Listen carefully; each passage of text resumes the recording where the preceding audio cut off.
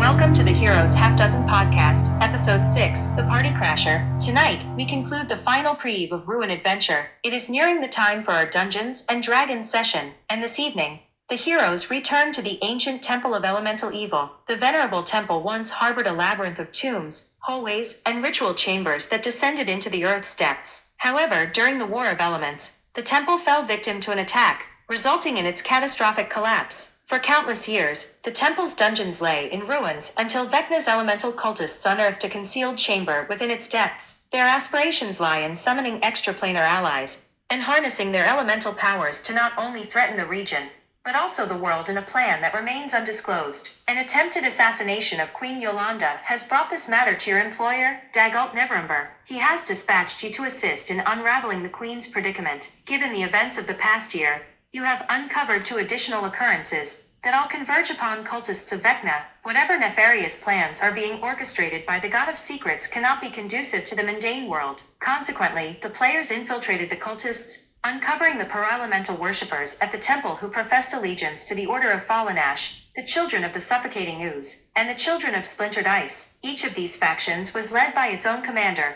all under the command of Ulcidra Vox, a paralemental queen possessing formidable elemental powers. Over the past few weeks, you have successfully infiltrated the Order of the Fallen Ashe, eliminating its leader, and the leader of the Children of the Suffocating Ooze, while their cultists were occupied with clearing debris throughout the temple. Tonight, you embark on your next phase of infiltration, delving deeper into the temple's depths. Let us engage in our Dungeons and Dragons adventure.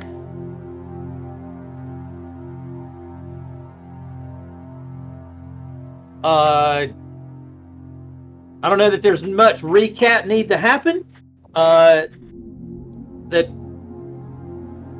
of what went on while you're in this area. Wall of Fire is indeed done by Smokejaw. Smokejaw has went over to try to rescue Bongo out of the elemental earth. While Zoran has 3 mirror images up. He is currently restrained and prone by Swallowed Earth, as if it is trying to pull him under. Eddie, what was the spell you had running, the thing that lets you do extra damage? Whatever that was. I can't remember. That's it. Conjure Minor Elemental. That's the one that had such a everybody in a tizzy. Other than that, I think everything is set up and ready to go. So you are now at the top of the 3rd round. You had just finished the first 2 rounds of combat, and we're going to bring it in with Zoran. And again, let me know if the music is too loud. And we'll pick it up with Zoran. All right. So I'm prone and I'm restrained, but am I actively like being pulled into the ground or just to the ground? It feels like you are being pulled under. Okay. In swallowing earth. Okay. Then I will. Let's see. I will use, I guess, Misty Step. Okay.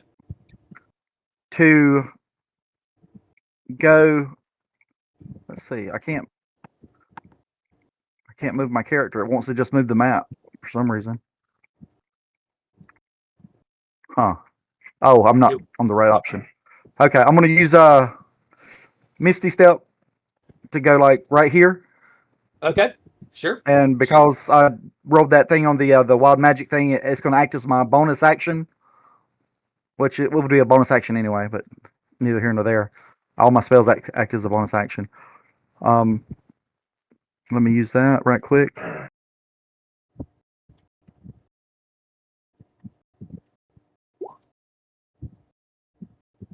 That was just me clicking use on the spell thing. Sure.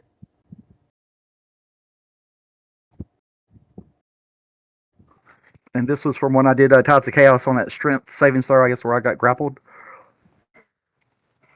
So 25 would be. I'm transported to the astral plane until the end of my next turn. Okay. All right, so Well, damn. I didn't Zoran, even have to use Misty Step. Zoran completely disappears and is gone. Druid, you're up. Actually, Druid, you are about to go. Yeah, you are about to go, and we're going to throw out on round 3 the first legendary action.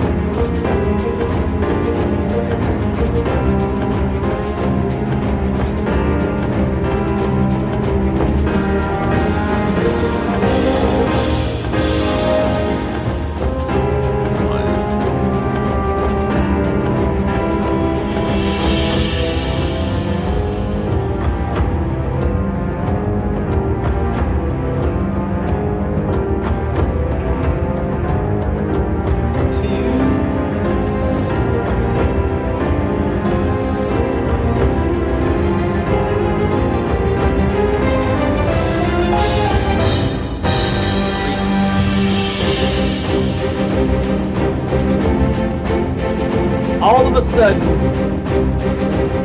the earth erupts and these flames start to come out and try to cling to you.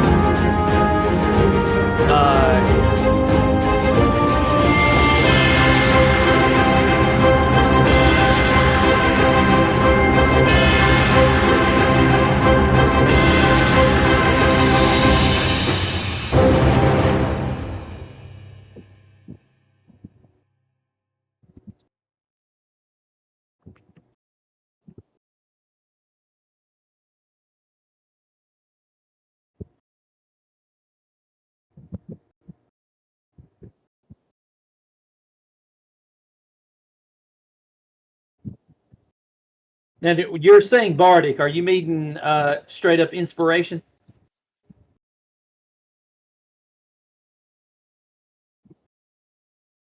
Yes. It's Timbermoss, Aureus, and Bongo still have it. Fargrim has used his. I just didn't want people to confuse Bardic versus inspiration. Nope. No. Anyway, legendary action happens. This floor erupts under all of you. Or, well, not all of you. You see it on the map. As it starts, and this clinging flame starts coming up out of it. Woof. Eddie, it would be the start of your turn, standing on the clinging flames. I need a DC 17 Dex save from you as flames lick up and try to burn you as you start your turn in the flame.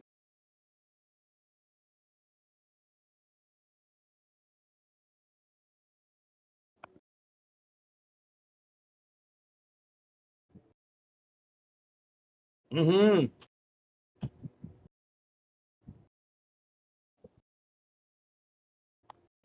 That is correct. You're going to take half of this. 8 fire. As the flames burn.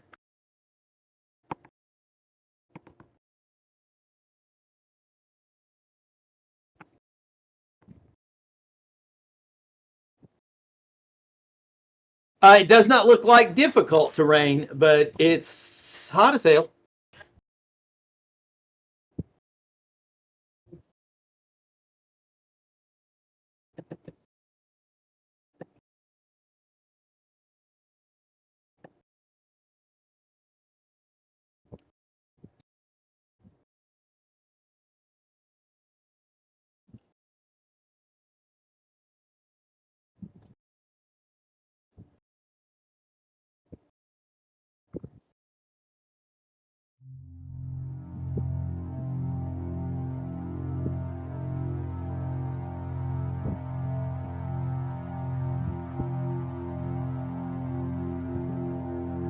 Looks right to me.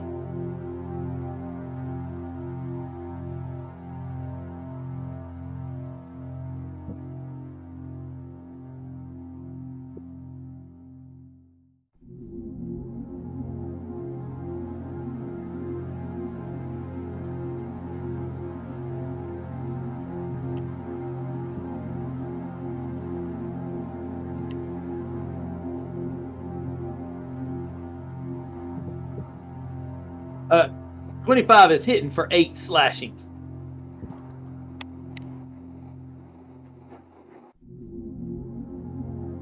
He'll take the 5. Well, you know what? You hit him with lightning, and you see no effect. It's almost as if that elemental air arm just negated it.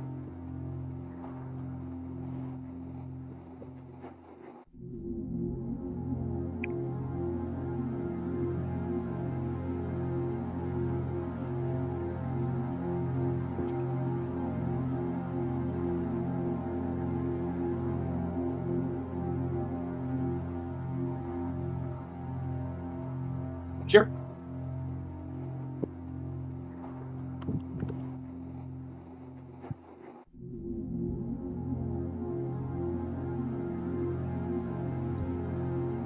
Cold. Cold seems to freeze and affect part of this creature for 6 damage.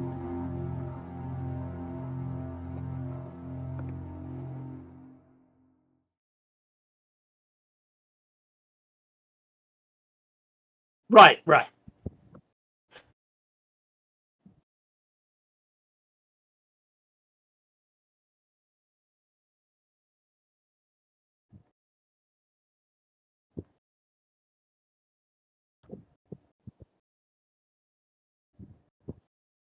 That's a swing and a miss.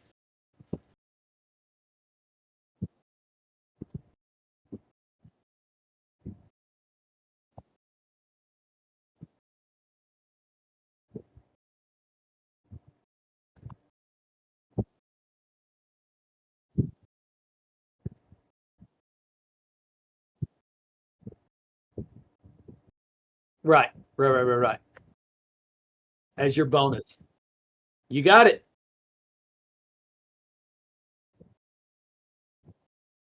Mm. Bongo, you are unconscious. You've already made 1 death save. I don't think John has done anything yet to prevent you to make a 2nd death save. No. All right, it is done, folks. 2 death saves down. Aureus.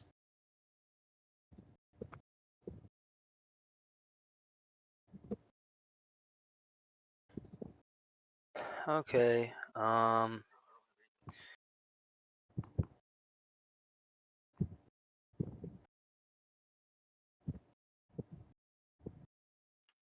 10.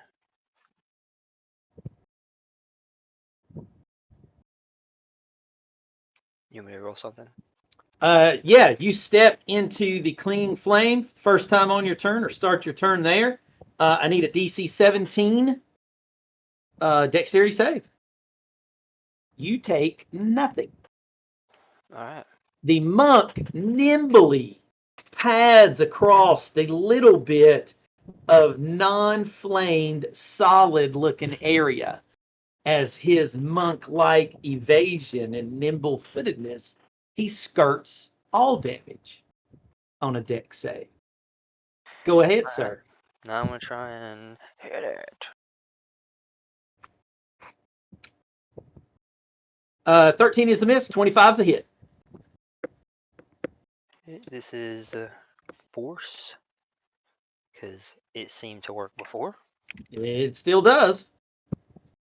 And then I'll. Ethan will have to tell you what he did with a monk character. He'll have to tell you what he did with the whole force thing. He'll have to tell you his theme here in a little bit, but keep going. Okay.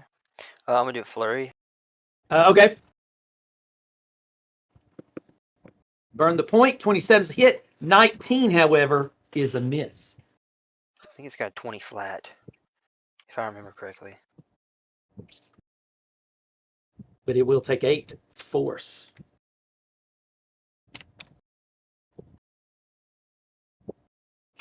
And it's standing on flames as well. It sure is. Okay. And looks all right. So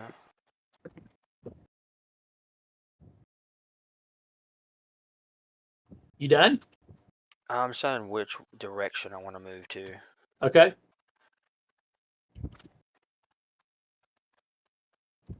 I'll do right here. I take it you are done now. Yeah, I'm done now. I moved over here. All right. At the end of your turn, Or no, sorry. I'll go here. I'm still in the same area. I just moved another space over. gotcha. At the end of your turn, he brings up that air elemental hand again. Storm clouds feel this radius, and it just starts building exceedingly quick. He slams it down on the ground, and this wave of force just erupts out of it. The only two that are close enough to be affected are the Druid and Fargrim. Both of you, I need a DC 17 strength save. DC 17 strength save. From the Druid and from Fargrim, the warrior. Fargrim makes it with a 26. You make it with a 20. You will take half of this. Will it roll both? Yes. Oh, I'm sorry. That was a deck save. That changes a lot. Yeah, it does, but we'll keep it going. I'm not going to worry about it. I've already called it. You'll take 3 lightning and 6 thunder. Neither one of you suffers the additional effects. Smokejaw.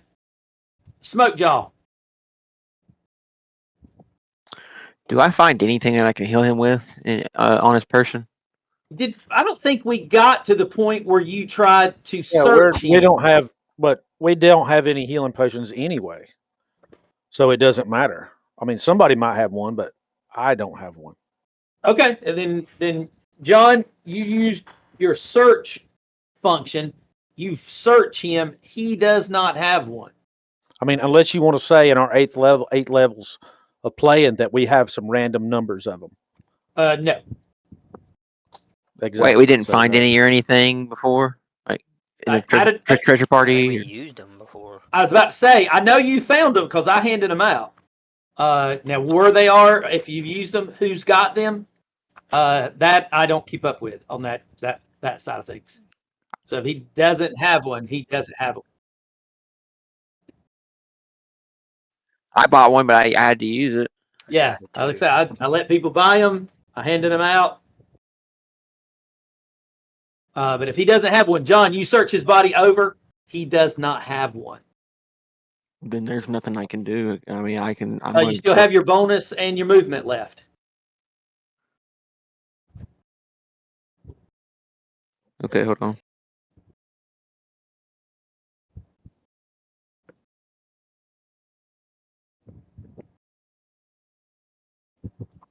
Is that possible? I think you have to have a healer's kit, don't you? Yeah, you have to have a healer's kit for that. Yeah, then there's nothing I can do. I do have a healer's kit. Oh, well. Can I use that then? If you can make a DC 10 wisdom, here's the problem. It's going to take your action to do it. I'll even go back and say your action is digging his healer's kit out, but it'll take an action to use it to stabilize it. As it takes an action to use a healer's kit. And he's got one. You use your action this round. You find it. Not knowing whether he'll live or not next round, I'll leave that up to the rest of the party.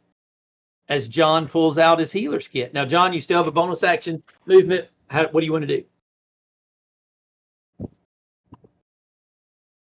I'm just going to free action tell someone, say, hey, somebody come over here and help me stabilize this guy. The only one that can probably make you out, unless you're just screaming it, is your monk buddy right below you. I can see him. Yeah, probably. Hearing him might be different with this raging elemental fury in front of you, but yeah. That's all I got. I can't do nothing else. You got it. last of my legendary actions as you end your turn. The water elemental arm swirls around, slams into the ground, and this freezing wave of energy just blasts out. Again, the only two people standing here is the druid and Fargrim. And this says strength save, so I'm going to click it. Yeah, it is a DC 17 strength save. Or take that. I need the druid and Fargrim. DC 17 strength. Fargrim, you're going to make it. Take half of that. Made it. With no secondary effect.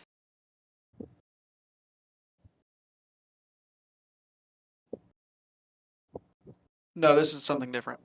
No, this is completely different. Yep. DC 17 strength save.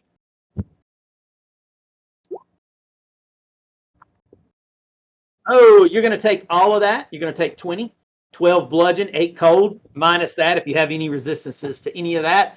And you immediately suffer the prone condition. The cat drops prone. Bloop. I'm going to turn you sideways just to do a quick denotion.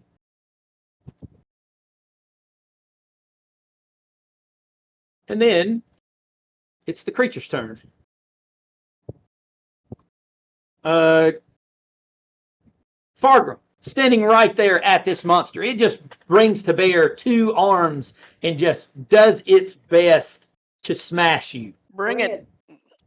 How does a 16 sound? Miss. How does a 14 sound? Hit. What?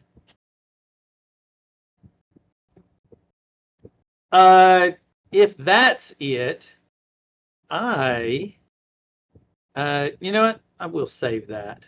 Fargrim, your turn. Fargrim's turn. I'm going to swing twice with this here Warhammer. Ooh. Well, I got disadvantage on my next attack. That you do. But you can take 13 damage. He will take that. Now that you say that. However, during this, Yep. you see the runes that are etched into his head start to glow as I just lift off the ground and begin to fly. However, before you lift off the ground, since you did start your turn here, Yeah, I got to make a dex save. I do need that dex save for clinging flame. Fail. You're not going to make it. You're going to take all of that. Ouch. 18 fire, and you may now fly. How? So it's technically my psi-powered leap. You're leaping. Yeah, it's I get a fly speed, so it's the strangest looking jump you've ever seen. Right. And I can jump up to half my movement. Yeah. Or no, I'm sorry, up to double my movement. So where are you going? To there. All right. I am going to try to smack you. That's okay. Here it comes. Miss. You know what? I'm just going to roll a 13, a 14, and a 16. I'm going to move 5 more feet to there, and I'm going to use my bonus action to pour a potion of healing down his throat. Then boom, boom, boom, roll it up. Bongo, incoming. Oh, God. Incoming 4 hit points. Minimum. The minimum that thing could do. But you're no longer suffering the death penalty. And I think I'm going to stay behind this thing so that it can't push me back into it yet. That makes sense. Thank you. That's Hold on, pretty. I might have something else. Hold on. Is that a move bonus action? Is that a?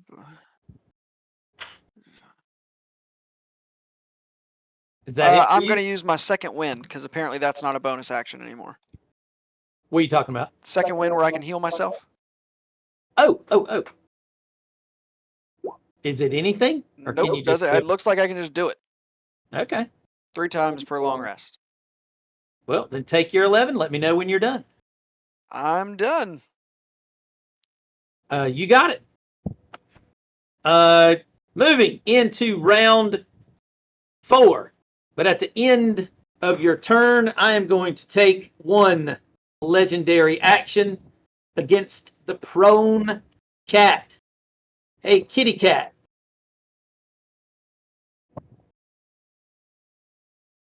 I can move up to half my movement and make one elemental burst attack. It moves over to you, rears back its massive earth-like arm, smacks you with a 22 for thunder damage. You take 15 thunder.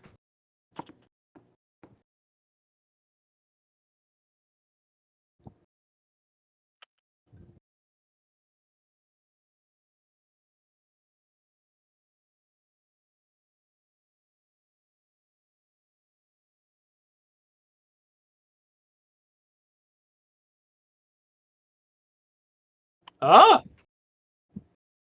I thought you were just shape shifting back, which I don't think you have to do now, do you? Yeah, you didn't. Right. For a different reason. I did not realize. Zoran, it is your turn, but you're still gone. Well, I mean, I'm just in the other place, but I can still do something. Like I'm in the astral plane.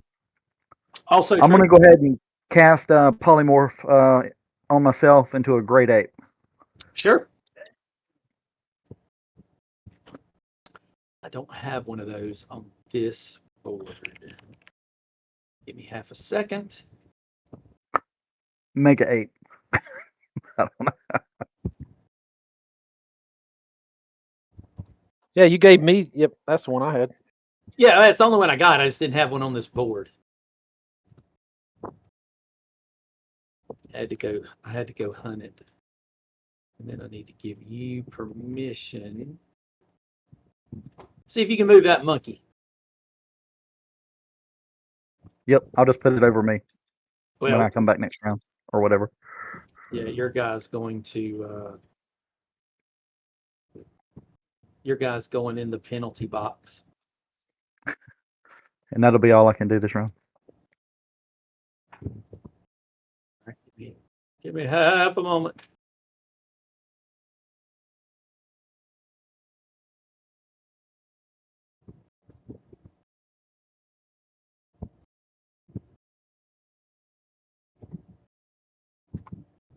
Come on now.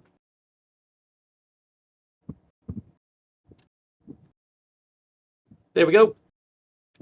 There's your monkey. End of the round. Still no Chris, but a big ass monkey shows up. Eddie, if you would be ever so kind as to hit me with a death save.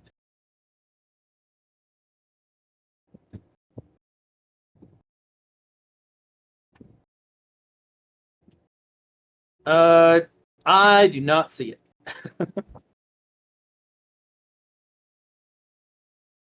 You do. Hey, that worked that time. Bongo, from the prone position, you find yourself waking up with 4 hit points.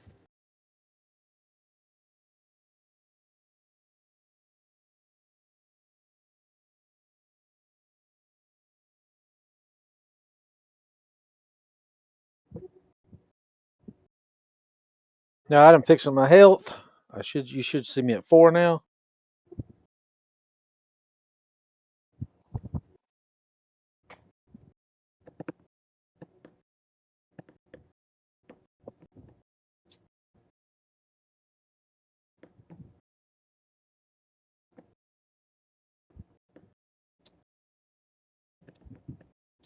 I am standing up, of course. Yep. Half your move.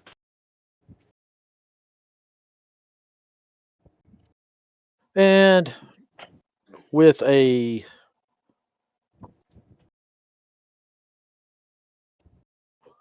change in the air, I will cast a Cure Wounds upon myself using a 3rd level spell slot. Cast away.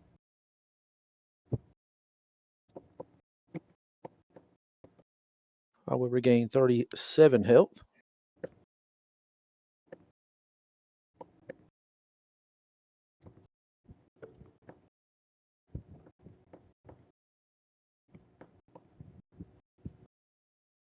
That was my action. Yep.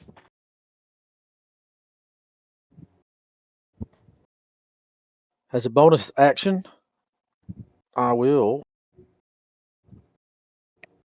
once again say, "Thank you, Fargrim.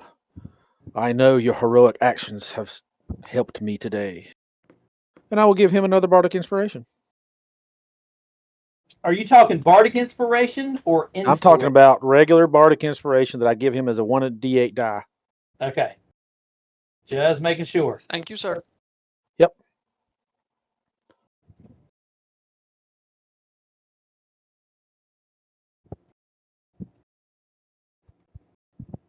And I will also move. Let's see. Who is this down here below me?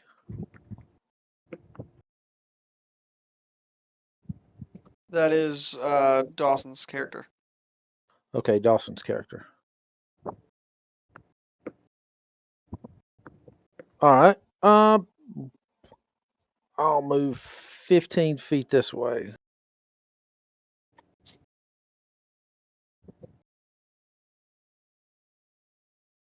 $15, correct, Dave? I mean, look like 5 to me, or 10. 5, 10. But it's not double move it through people no more.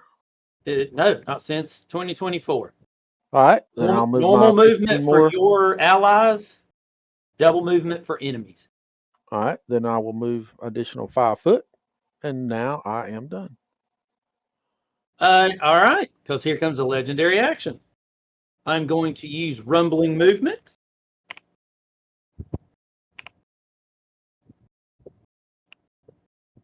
And use 75 feet of 80 move. And he does this. Room. Underneath the ground as he burrows with this rumbling movement.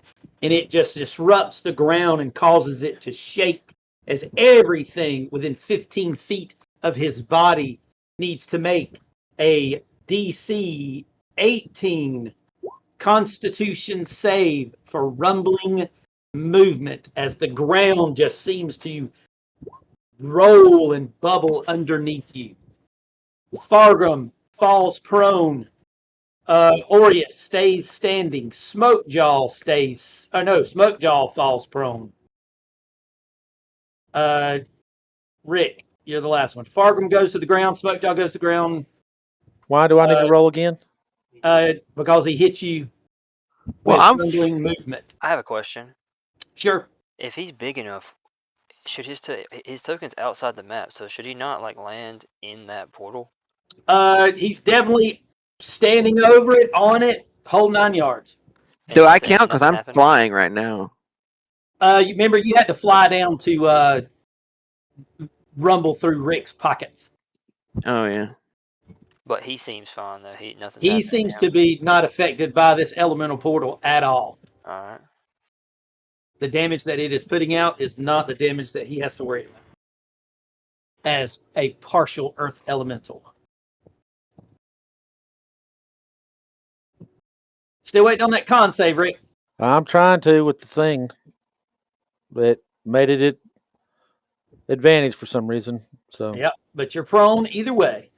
Why? What's the number again? DC 18. 18? Yep. 3 of you fall prone. No, 2 of you fall prone. No, 3 of you fall prone. Dawson, you are the only one standing. No associated to that. You are just prone. Aureus, you're up.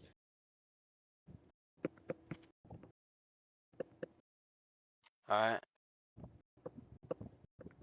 You realize with these high DCs, we only have like a 25% chance to win some of these, right? Yeah. Yeah, is that like shocking to you? Kinda. I'm not sure why. I mean, there wasn't even any damage associated to it.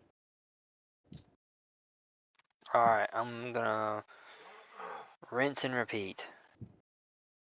Have at it. Ooh. Hey, oop. I'd say you're crit. Aha, hold on, let me re-roll. It's a 1. I was about to say it's a 1. Aha, I can't re-roll because I only get to re-roll once. So That is correct. So Yeah. 6 plus 6. No, 6 plus, what's your dice? 8. 6 and 8, 14. For your crit. Keep going. Well, I have a question though. Sure. The Tavern Brawler says you roll down if it's a 1, it says you can re-roll the die if it is a 1 and you must use the new roll. So do I keep re-rolling? It doesn't say you only get to re-roll one time. You must use the new roll. Your new roll is your second roll, and you have to use that one. Yeah, if it rolls a 1. So I didn't know. I just didn't know like what the wording is on that because it doesn't say like just 1, but it says you must use the new roll. But then you Right. go back to. But then you go. It's like a if for loop. Then you go back to the loop of hey, I rolled a 1. Well, that's the phrasing of it. If you roll a 1, you get to roll it again, and you must use the new roll. Stop. It doesn't go back to you rolled a 1 again. You have to use the new roll, even if it is a 1. You must use the new roll, whether it's a 1 or a 6 or whatever. 16 is a miss. Have a flurry. Hit. Miss. For an additional 10, and he is bloodied, if an elemental can be bloodied. All right. Chipped, snuffed, partly cloudy, yeah. Chipped, cracked, snuffed out, kind of a calm wind instead of raging. Anything else from Aureus? Yeah, I'm gonna move.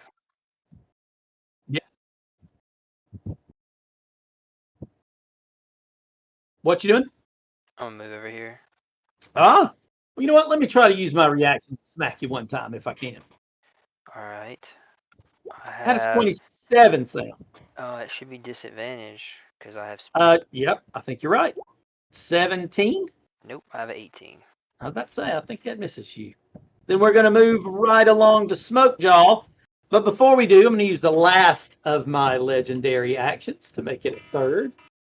And I'm going to have to get y'all to hold on a second.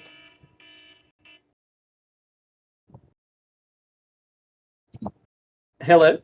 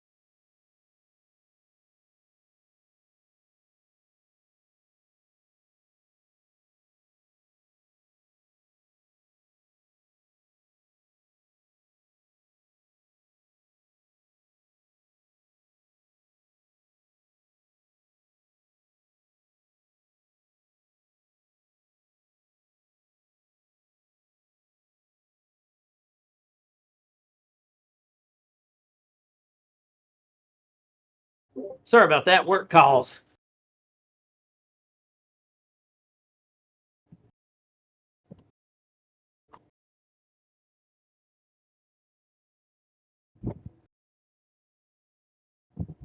Where was I at? What was I doing? Oh, I'm doing a legendary.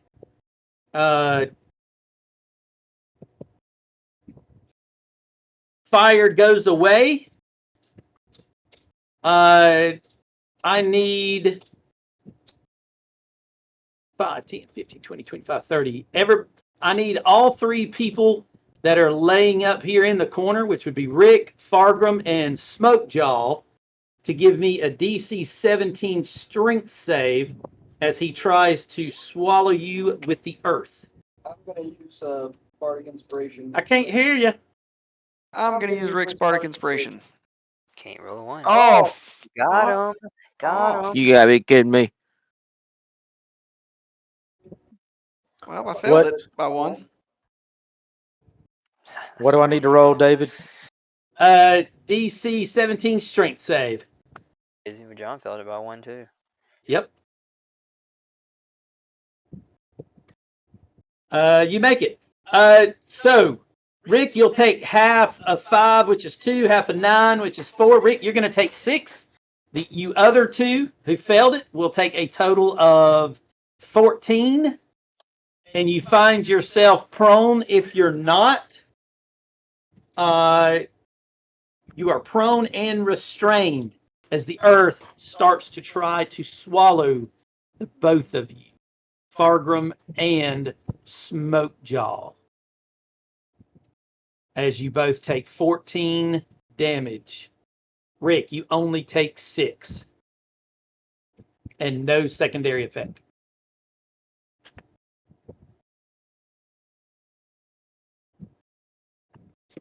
Let me know when you've taken the damage. Yeah, I've already You taken said my 12. damage. I'm done. And we'll move on. Then it's its turn. No, it's my turn. You're correct. Smokejaw. So I'm restrained. You are prone and restrained. I guess I'd like to try and fly away or get out of it and fly up. If you would like to get out of it, it is your action to do so, and it is a athletics check or acrobatics check to beat a DC 17. You are free, does take your action, but you may now fly at your normal movement, do whatever you would like.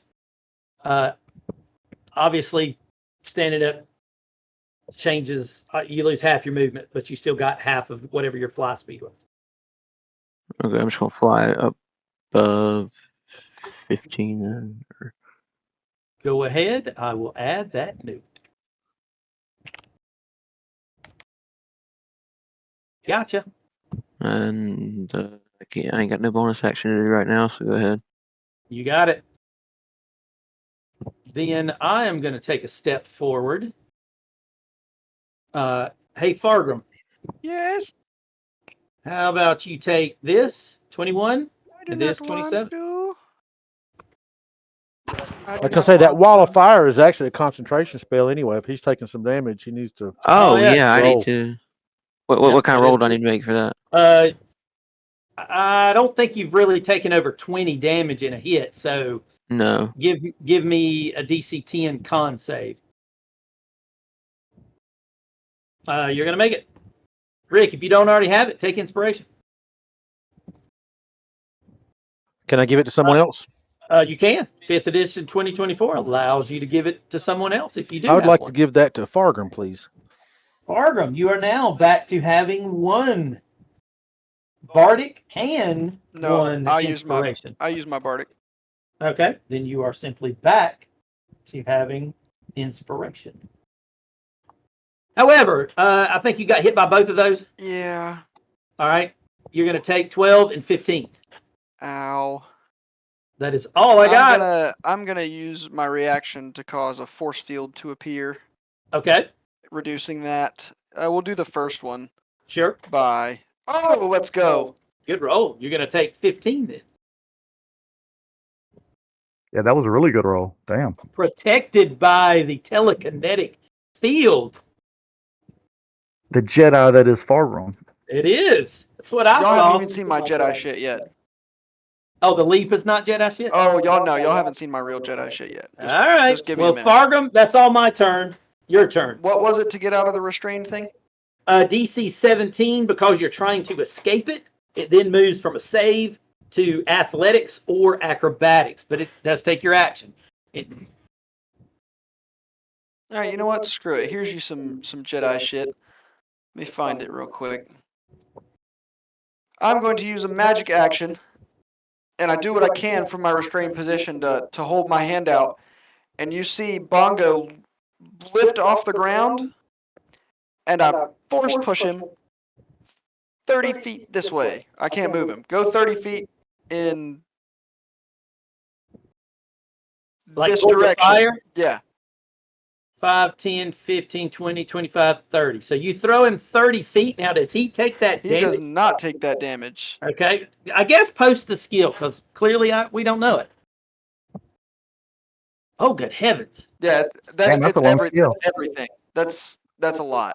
Yep. Maybe next time we'll copy and paste. Yeah, maybe so. I didn't realize that. Protective field, psionic strike. Oh, telekinetic movement. Yes. You can move an object or a creature with your mind as a magic action, which is your action. Now, you can't do both of those. You can't escape and throw him. Yes. Correct. Okay. I was just making sure. Correct. As a magic action, choose one target you can see within 30 feet of yourself. Or willing creature. Target the creature within 30 feet. I guess space you can see. Or turn the target tiny. What you do? So yeah, you're not so much throwing him. I force pushed him as you are moving him. Yeah, I force pushed I got you. Telekinetically, I picked him up and I moved him. And you moved him. Yeah, I'm thinking force push as a damaging. No. Of thing. It is. I picked him up and I moved him and set him over. I got you. Okay. There's you some Jedi shit. And I would be willing, as I would have seen the ruin I didn't ask on his brow. You've never seen this move, so yeah, but I either have not way. done this move yet. Yeah. I'm also going to use my last use of second wind to get back 17 hit points. All right, take them. Anything else from you? Not right now. All right, now then we're going to bring it. Oh, one too many clicks. We're going to bring it to Zoran the monkey. Let's see, 5, 10, 15, 20. Now, unlike 30, Eddie, 35, it is 40. correct that you are incapable of speaking. Right.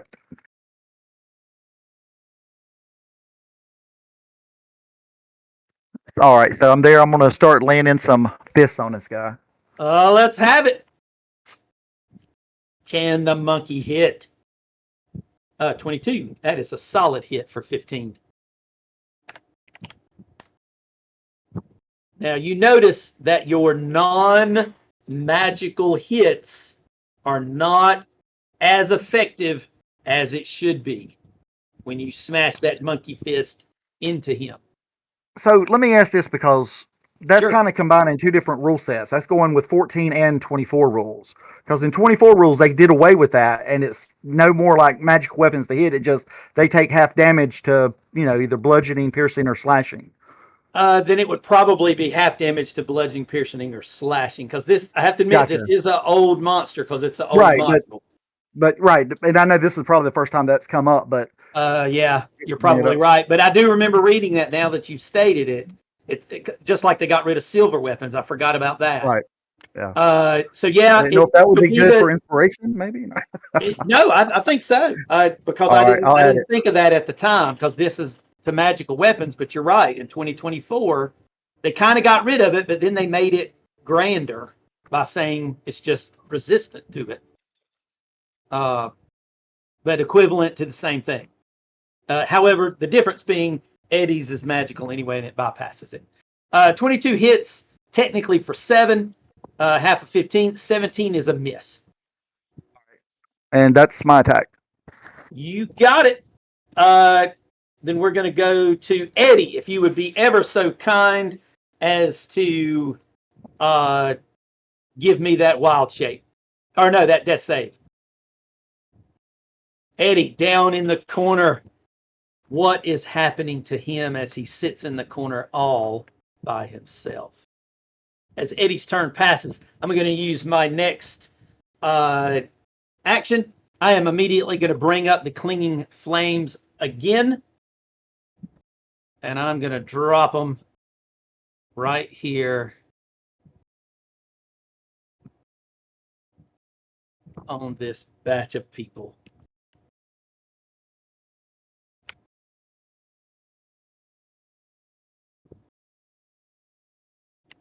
One, 2, 3.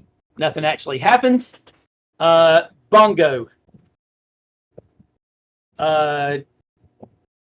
Your Hang on. Undo. There we go. Bongo, it is your turn. If you could be ever so kind as to give me a DC 17 dex save.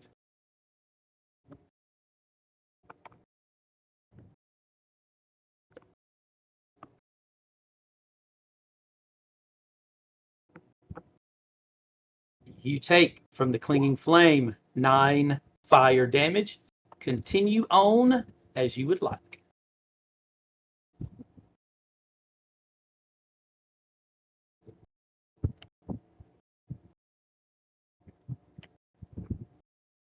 Golly, quit moving that. All right, so I'm standing up. You got it. Have movement. And you're standing in the hot fire.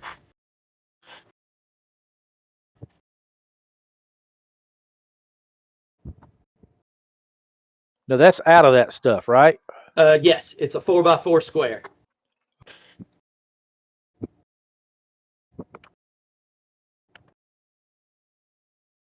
All right, seeing all my friendly patrons here, Count again. except for my druid friend, my curiosity has gotten the better of me, and I want to go look for him. But once again, I will say, thank you, Fargrim, for your magical powers. And I will give him another bardic inspiration. Well, he hasn't. Did you use it again, Ethan? Yeah, he's already used it Yes, again. I've used it. I have a regular inspiration that you Okay. gave me. I have trouble keeping up with him. All right. And now I will move my dash to find my missing friend. Then you may dash as normal.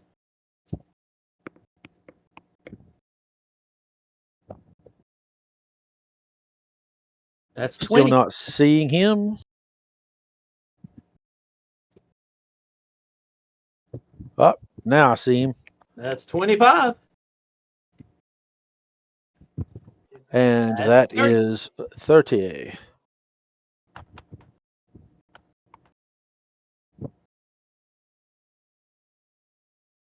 And now I have completed my turn. You got it. I'm going to use the Raging Storm here. As his arm feels the storm clouds. I need Smokejaw, Fargrim, 5, 10, 15, 20, 25, 30. Not the druid, or not the monk, but the monkey. So the 3 people that are closest, I need a DC 17. Dexterity. Yep. DC 17 dex save. No, I didn't make that. The monkey don't make it. Hell Smokejaw no. don't make it. Fargrim. I was making sure that I was right. I have disadvantage on this because I'm restrained. That is correct.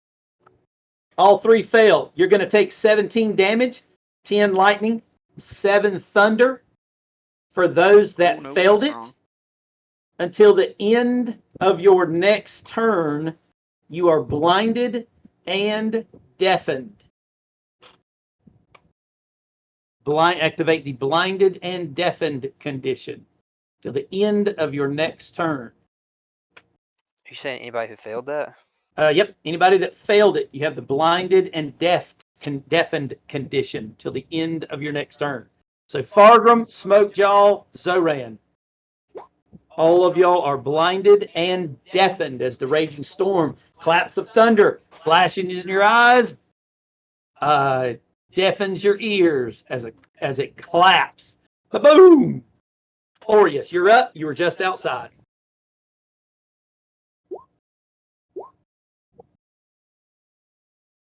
Alright, I didn't pass the cold check.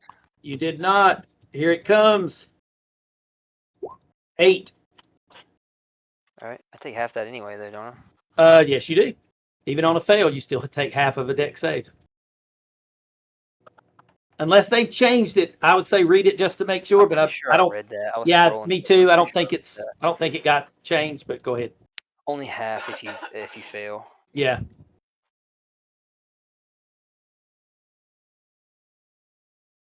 All right, moving over here. Sure. Oh, I got me one more. Then I And I may have missed that, Dave. Does everybody that fails take that 8 damage? No, this Yes. is me. Oh no! Everybody that failed takes 17. Just 10 lightning and 7 thunder. This But you are 8 also was cold you are also blinded and deafened from the raging storm couple posts above. 10 lightning, so 7 17 thunder. damage. Okay, Yeah, got it. 17 total unless you have resistance or anything to either or. Right. And then blinded and deafened, of course, if otherwise, since you failed. The other 8 damage, the clinging flame, is to Dawson. Go ahead. Miss. Yeah, I'm gonna do a flurry.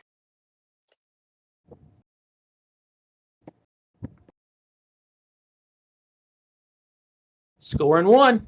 Yeah, that's a little sad.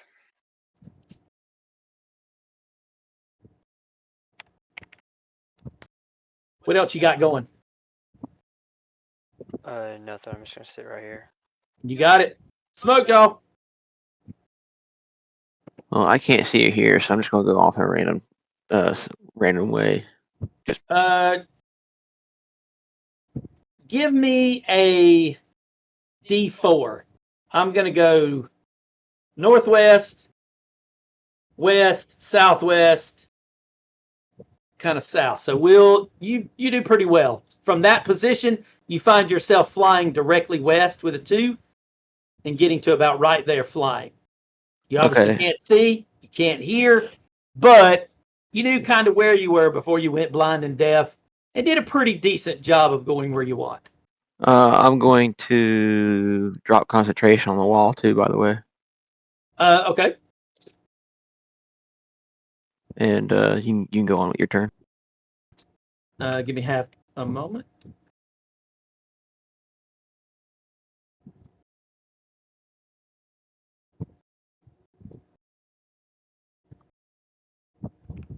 There we go.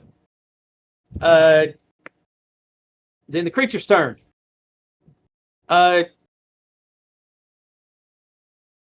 Fargrim still laying down on the job. 1829. One of those hits. How about minimum damage? You take 8.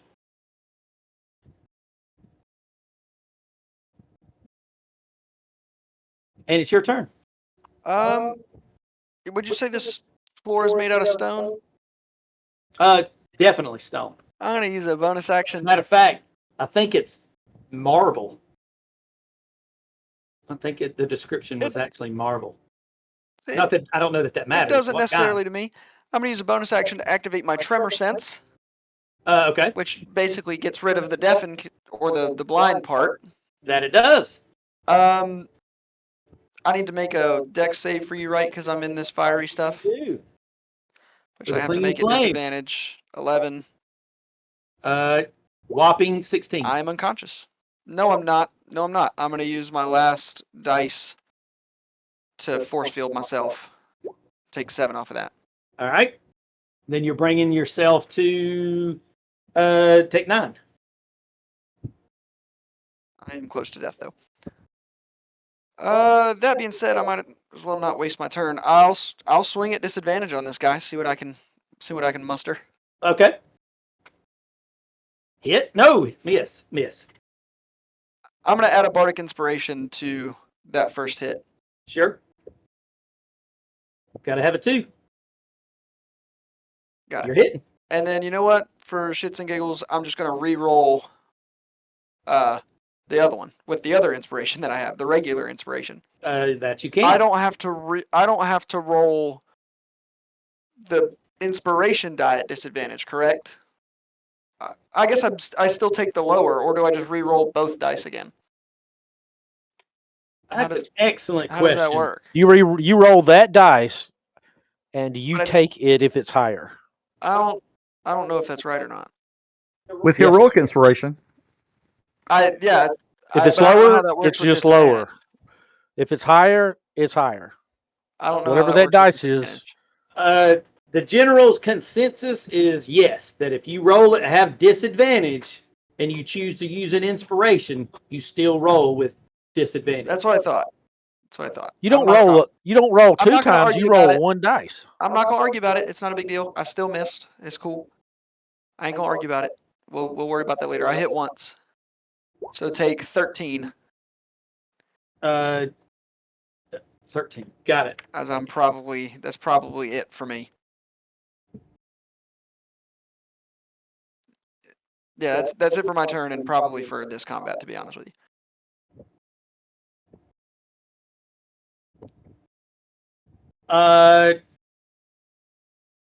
Zoran. The monkey. All right. I'm just going to attack with my fists. It'll be at disadvantage. Before you roll, if you haven't already, go ahead and give me that DC 17.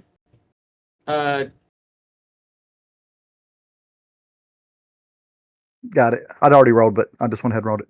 Right. You'll take 15 from the fire. Oh, I'm sorry. It's a deck save, not con. But you need to make your con save for the thing too, anyway. Make a deck save for the fire you're standing in. Well, that's what the con save was for. After I rolled the hit, I did a deck save. I mean a con save. But now I need to do the deck save. Yes. You'll take 15 damage from the fire. Your con save for your polymorph spell is good. Your first hit of disadvantage with the fist of 14 is a miss. Keep going. All right, I was just taking the damage. Let's see.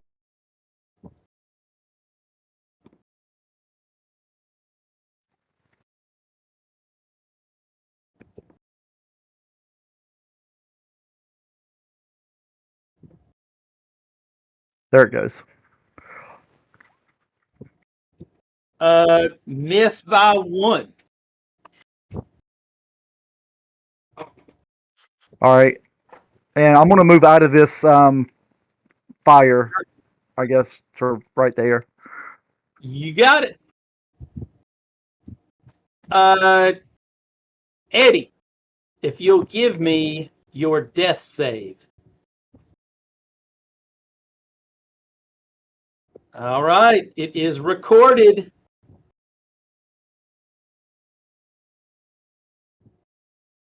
That's it for Eddie. Bongo, before you go, I'm going to use a legendary. I've used clinging. I've used earth. I got to swing back around to freezing wave. This is a 90-foot cone. Give me half a second.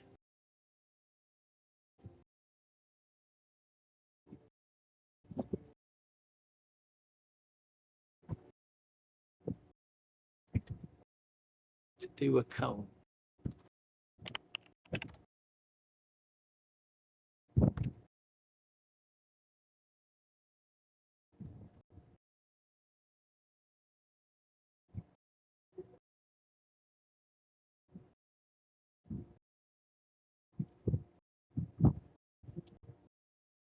I need everybody but Fargrim to make a DC 17 strength save. Oh, wow. Or take a pitiful 10 points of damage. But you may be pushed back. Zoran, you're going to be pushed back and take 10 damage. Aureus, you take 10 damage and are pushed back. And there's my Constitution save. Good deal. John, DC 17 strength save as you are in the cone. I did. Oh, did I miss it? Oh, all of you took 10. Every one of you got pushed back.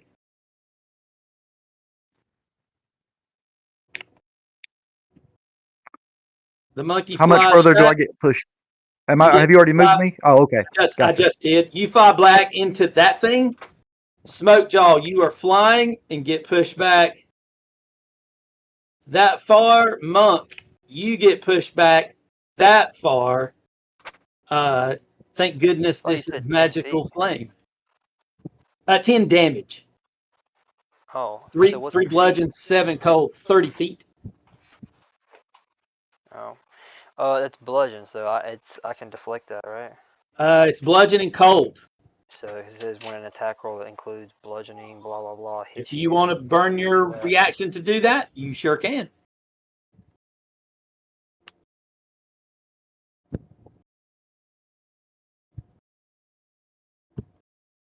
Yeah, 23. You only take 7.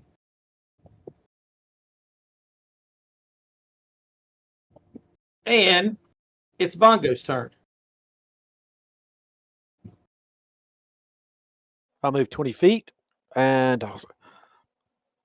I'll say, "No, come back. We need your help." Don't go into the light. And I will cast a second level Cure Wounds and heal him by 28 health. Bam! Druid. Timber Moss. You are taking And 28 can I back. use I can't use anything to help him stand up, though, right? No, there's no technical mechanic for that. I'll hold the back of your head. At that point, it would use half his move and half Eddie's, the dead weight druid. You gotta have to strap some ropes onto him and puppet him. Either way, what else you got going? That was your I'm going action. to move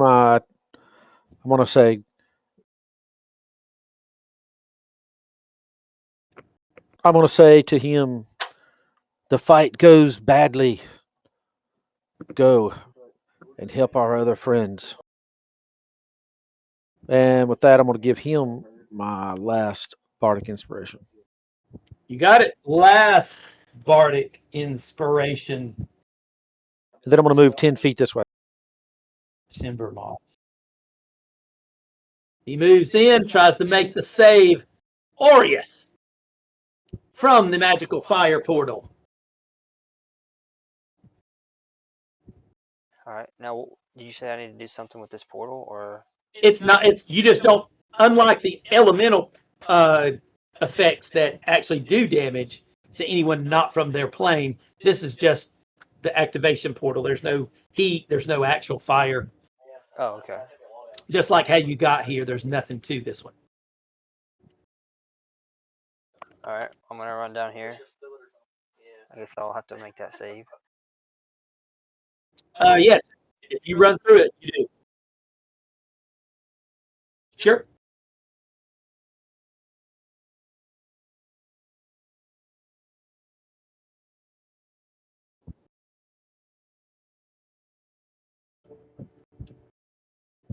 Why? To where you Give don't get yourself to hit see it? points. Just Yeah.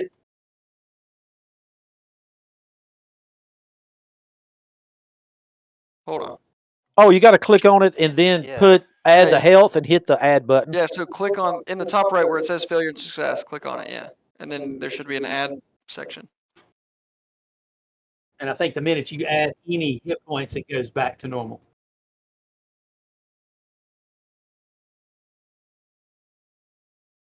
Yeah. Yes, as you run across that Aureus, give me a deck save. You take a whopping, woo, that's a high roll that time, 21. So I take 10. Correct. Take half anyway. All right. I'm trying to hit it. Hopefully it goes better than last round. Yes. Oh, I gotta reroll that 6. Yep. Oh, 20. 20 force. 20 force. And then I will flurry for my last point.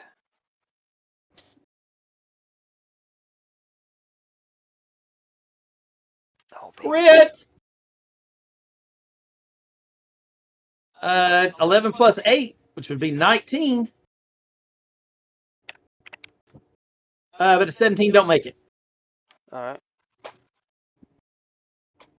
What else you got going? Nothing after that. Nothing after that. Then we are moving to Smokejaw.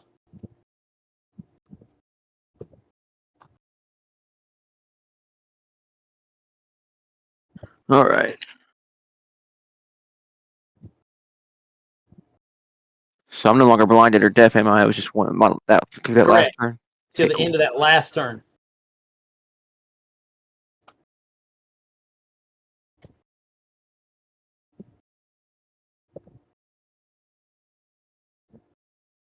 And you fly over, and what are you doing? Third level. Oh,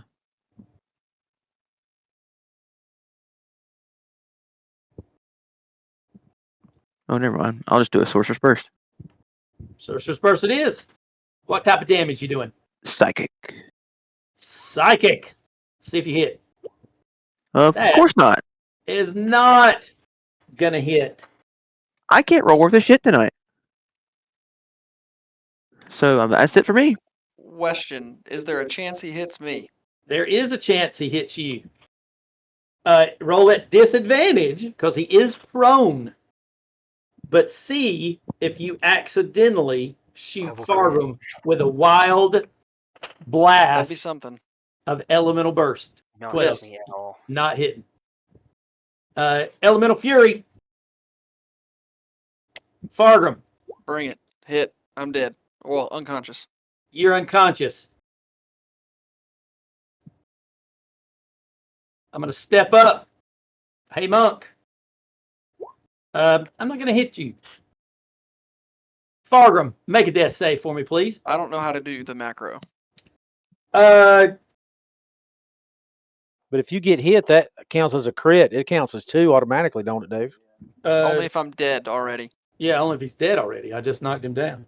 Yep. Gotcha. Well, What you need to do, Ethan, yeah. and we'll roll it. You can roll it in a minute.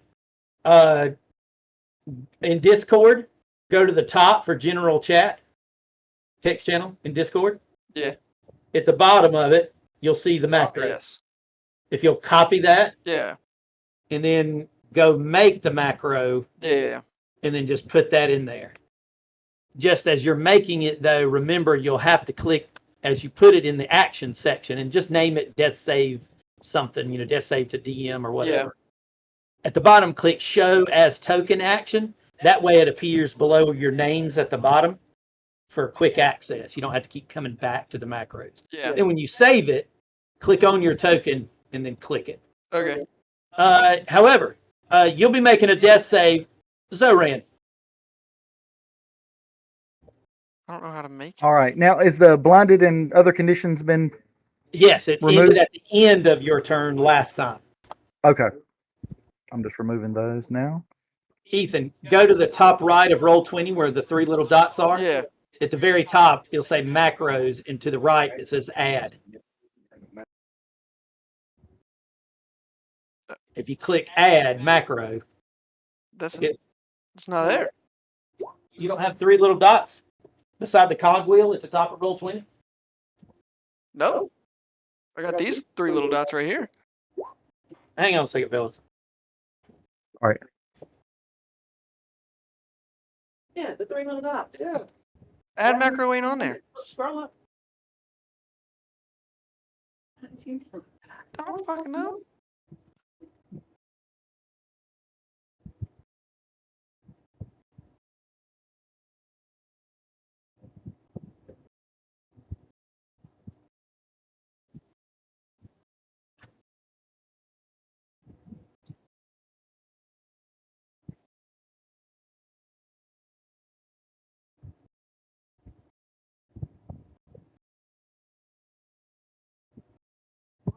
I'll just go get a D20 and roll it here in front of me. It is yours, not that.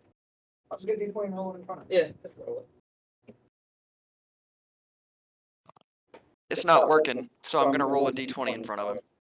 Yeah, I don't know what's happening with his over there, but he doesn't have even the ability to add a macro for some reason. Go ahead, Chris. Oh, you already I've have. already rolled. Yep. Uh, There's my Hey, did you damage and make there's sure my you hit. upgraded your window browser? 21 hit, 20 hit. Both of those hit. Yes, sir. Finally. It's got 36 hit points. Ooh. Your 26 smashes it. Pieces start to fall off. Your 20 smashes the other part, and the elementals just erupt. And as it does, everything that it has been doing seems to vanish and fly back to their each elemental portals. And in doing so, that creature vanishes, and right where it was standing, this prone Vox that you saw earlier, this emaciated person, is down on her hands and knees as all that elemental power leaves and goes back to each of the portals and goes back through them as she is down on her hands and knees in front of you.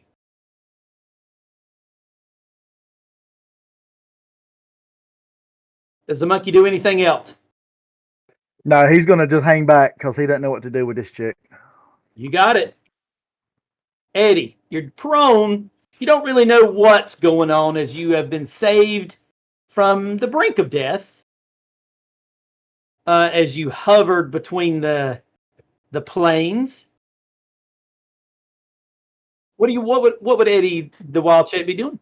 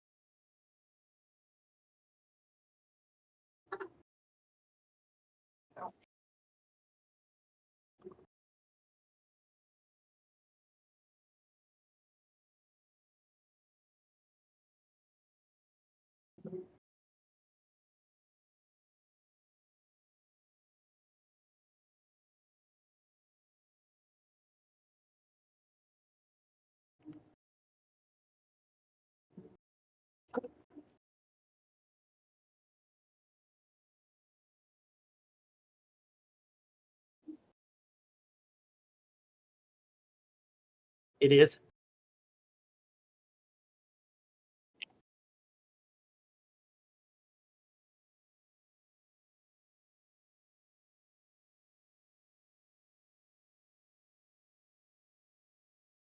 Just a bit outside.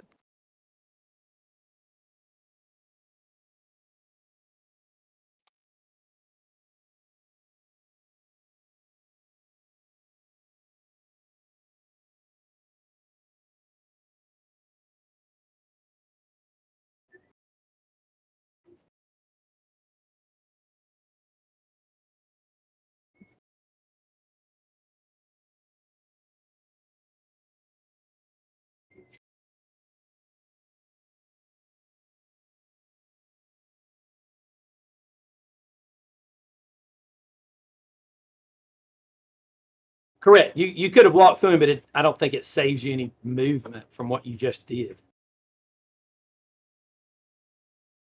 Yeah, it's still yeah, it's still the same.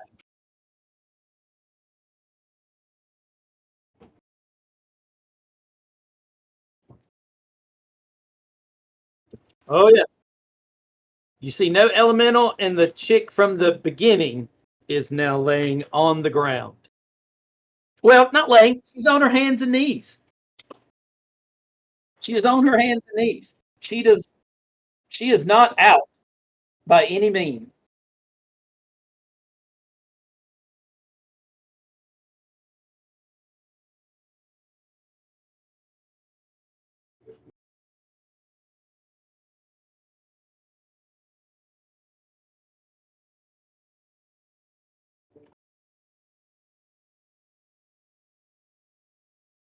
Well, it definitely would kind of be up to her turn in a sense of she looks like she's trying her best to recover what just happened.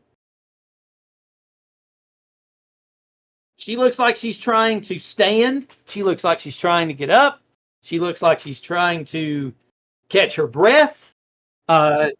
She just went through a transformation and was then forced back into where she is. She has started this moment on her hands and knees. Now she's in the prone condition, but she's not laying down. She's on her hands and knees.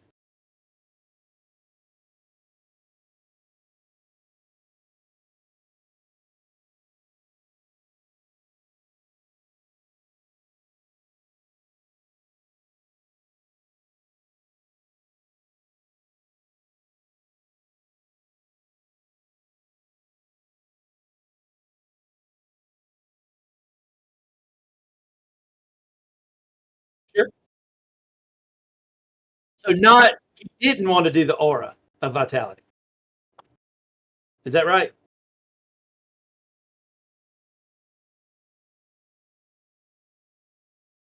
Nope. I put an aura on you, but if you're not doing that, I'll take it off.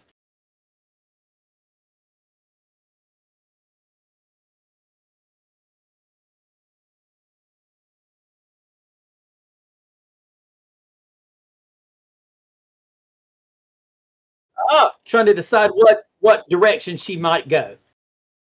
Okay. Yeah, hit me with an insight, sir.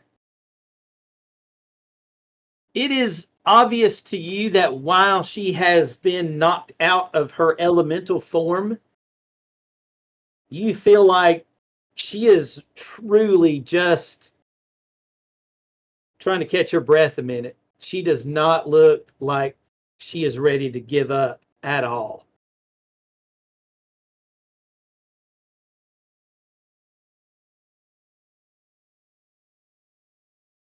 Yeah, she does not look like she is giving up at all. She is, yeah. Bongo, back to you.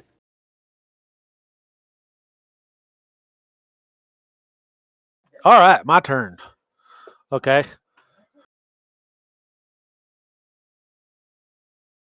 So, let's see.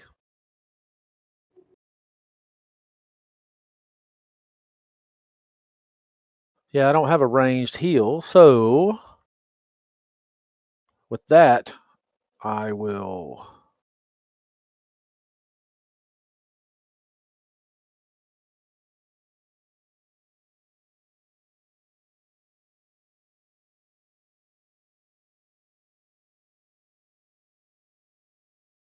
All right, seeing my friend Fargrim around, but knowing that I can't get to him, I will cast.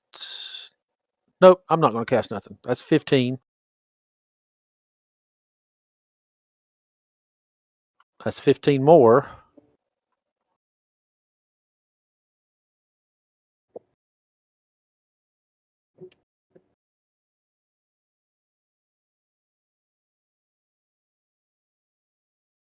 That's my full movement, and I'm now standing next to Fargrim. All right.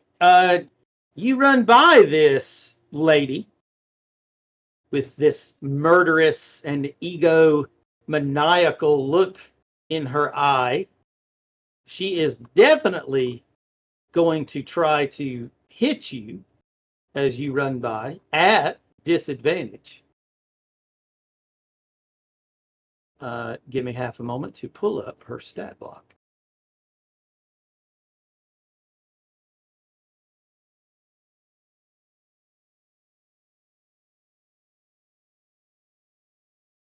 That girl.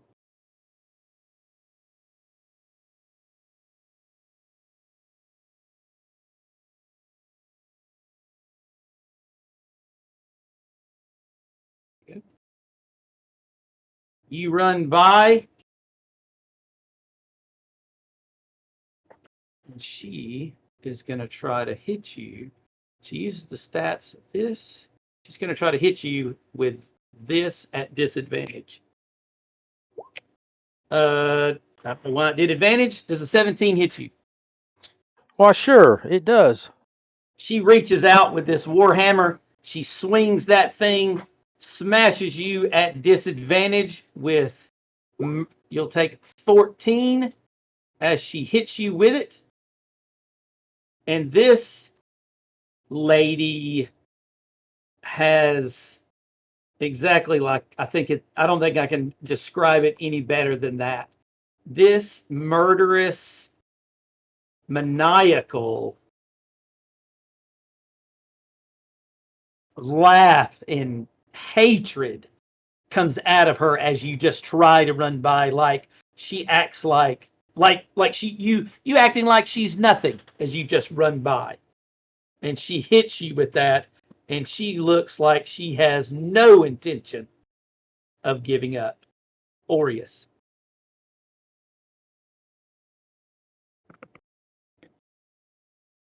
Alright.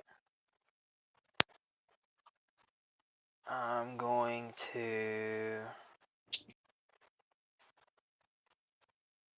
try and hit her.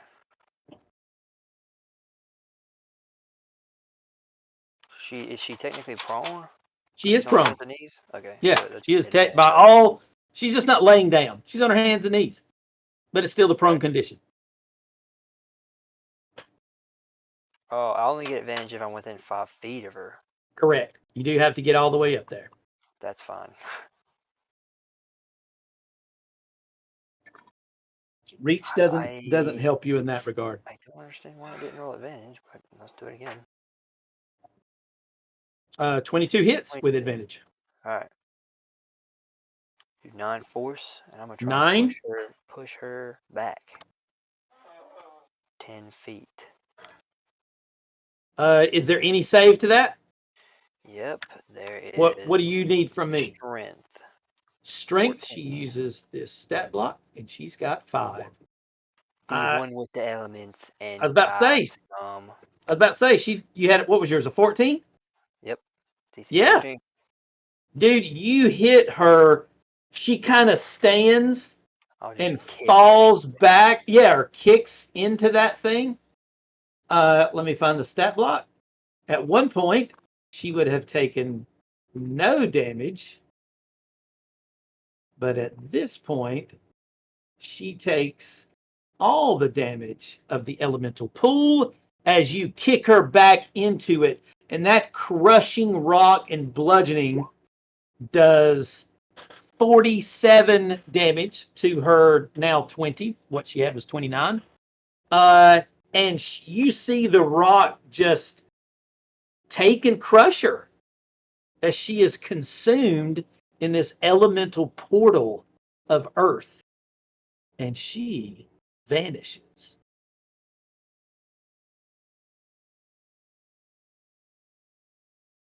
Wait, she vanishes, or she is just dead dude, laying there? No, she's completely consumed and crushed in this elemental pool that does 10d10 damage of the particular type of the para-elemental area. And Did she go out before she took the damage? I mean, like, did she already go down to 0? She had 20 left. She had 29 hit points. He did 9. Took her to 20. He put her in. She takes 47, and she is crushed and consumed by the portal. Now, you don't know if she was transported to, but she has, she took the damage. You saw it crush her. Like, I don't want you to think that, she escaped in some manner. In a half sense, maybe your body did, but she died. She had 20 hit points left and has no immunities to this anymore as a human. She took 47 and was crushed by the elemental pool. And you find yourself standing around in this para-elemental pool temple as these portals continue to swirl, and they're just there.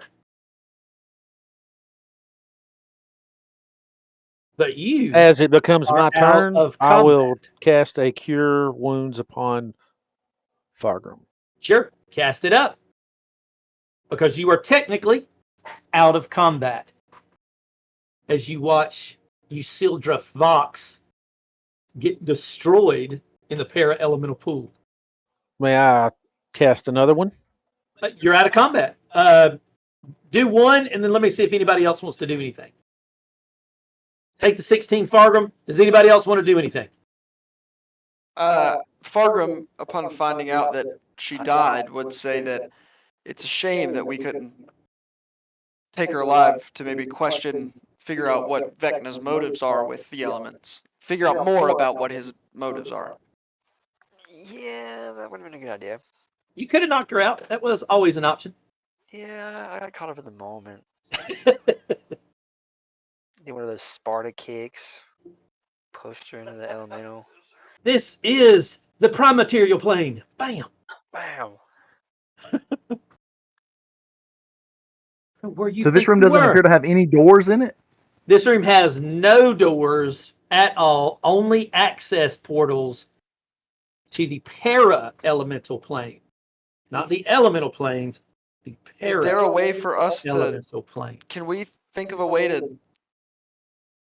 I want to make an Arcana check to see if I can figure out how to shut these off, like to make the portals deactivate, pretty much. You can try to study that with some Arcana, see if you can figure that out. I'm going to go ahead and Ew. your Fargrim I don't says, think I need it. I don't need anything shit. from any of y'all.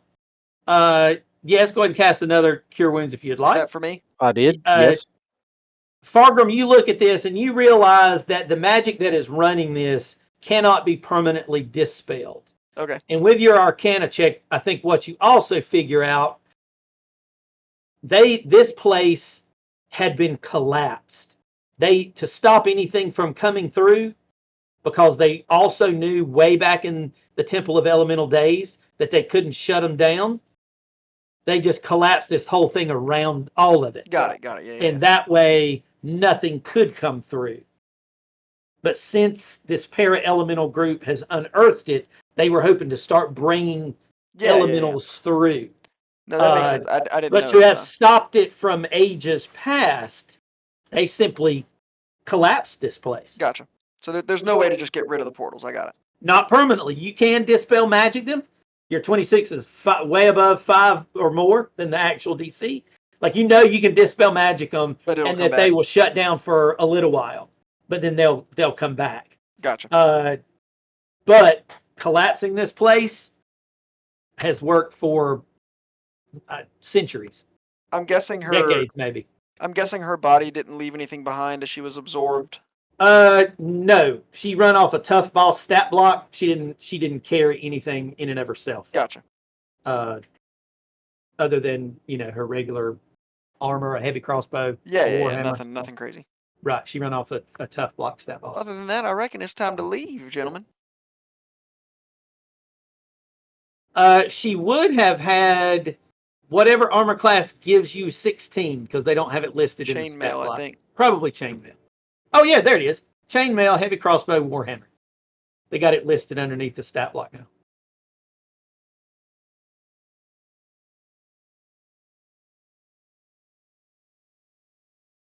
Well, this is it. I was about to say, I think we're done with the As adventure. you try to exit this place, her death,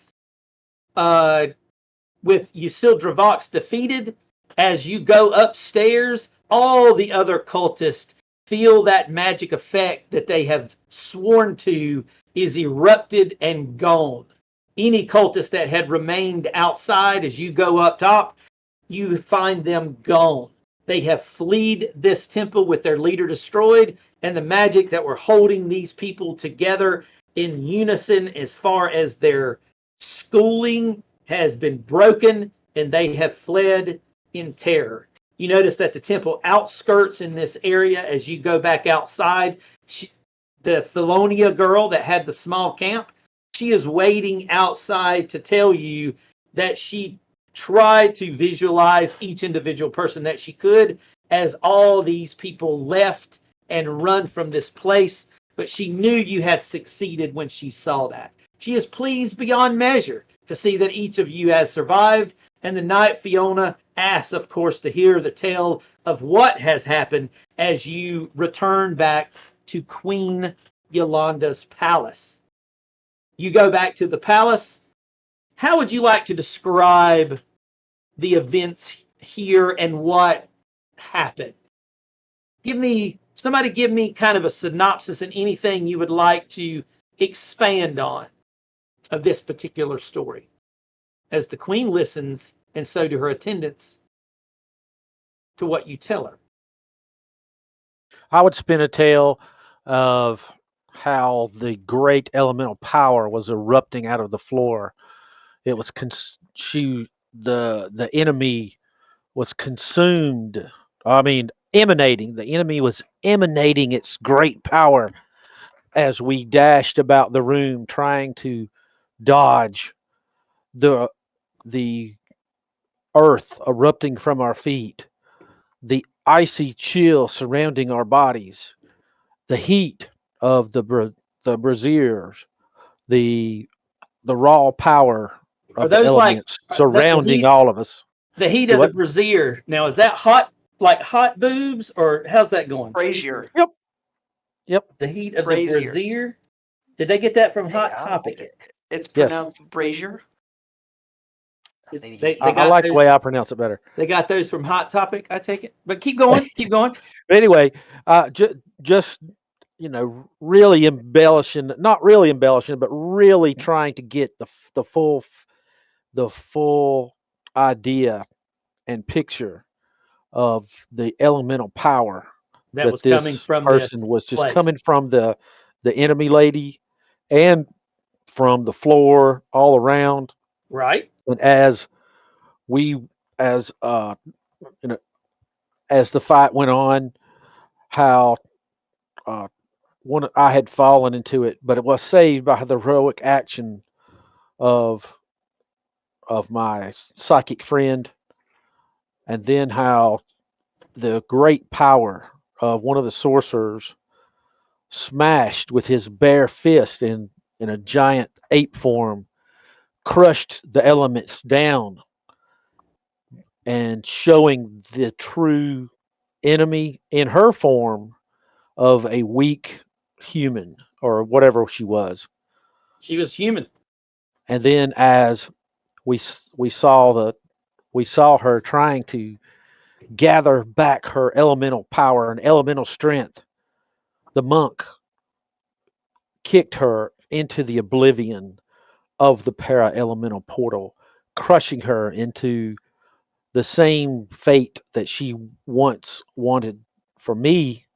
She then received her own karma in return and was crushed by that same power that she wanted to wield and destroy not only us, but the world. I would like for you to roll performance for me, sir. Anybody else want to add anything to that? Do you want to do anything, tell anything, as Bongo spins this elaborate story of what happened, embellishing some, making it a little more grandiose where he felt, but nothing that seemed like he was really, no lies in his story. He seemed to tell a story, even though he used, $5 words where a $2 word would have worked. Is it?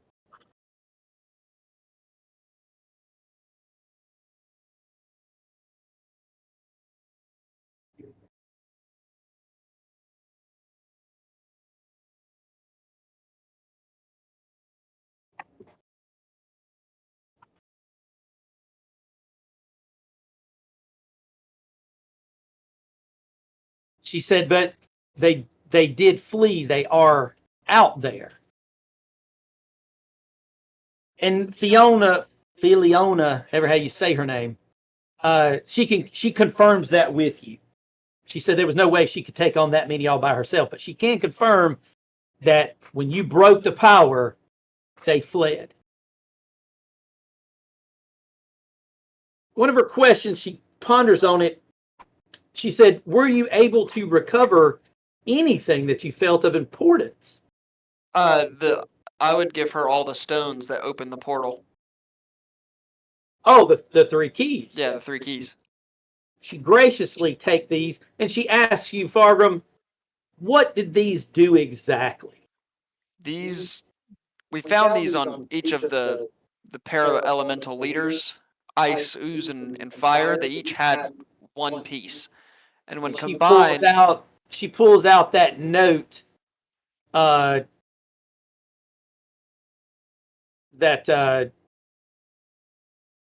she had handed you earlier.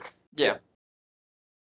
I'd tell her that when they were combined and placed into this sacrificial table, that it opened a portal down into a basement of some sort where there are 4, like Bongo said, 4 elemental rifts existing there, which led to Useldra and her crazy elemental form that she became. And she said, and she asked, there are 4 open portals? Yes, all leading to the para-elemental planes. I tried my best to shut them off and to deactivate them, but it just isn't possible.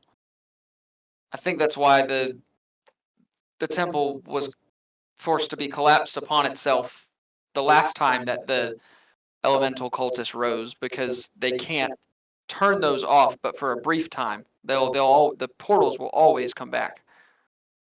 And what of Cinderhide and Garzeth and Kara? Dead. You said you killed Usildra Vox. What of the others as well? I'm assuming they killed the other 2. I wasn't here that day, but dead. Yeah. Yeah, they did. They're all gone. The leaders of each.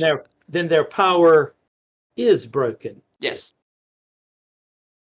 And I'm going to mention to her how we did find a sending stone. It's just the one, but she's welcome to it. If she can maybe use it to find the other one, or maybe use it to listen in on the other. She said, I don't know that you can use it to listen, but have you tried to use it? We have not. No. She said, if you wouldn't mind. And she says, guards, lock the doors. Oh. And all the guards lock and seal the doors with you inside. Oh, we gotta fight them. And she says, use the stones, Zoran. Communicate. All right. I guess I'm going to try to attune to it, or if I'm already attuned to it, try to send the message. Before he does that, can I make an insight check? Sending some does require 2 minutes. Can I make an insight check before he does that? You can. I want to see if her and the guards that are with her have any sort of malicious intent in locking us in here, because that seems very strange. Sure. Good roll. Good roll. You notice that the guards are instantly on edge at her command. Yeah. They're instantly on edge at her command. You get no further insight or in depth into what they're doing, but aggressive at her command, for sure.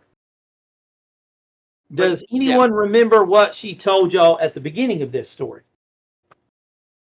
Does anyone make any note or recollection of what she told you?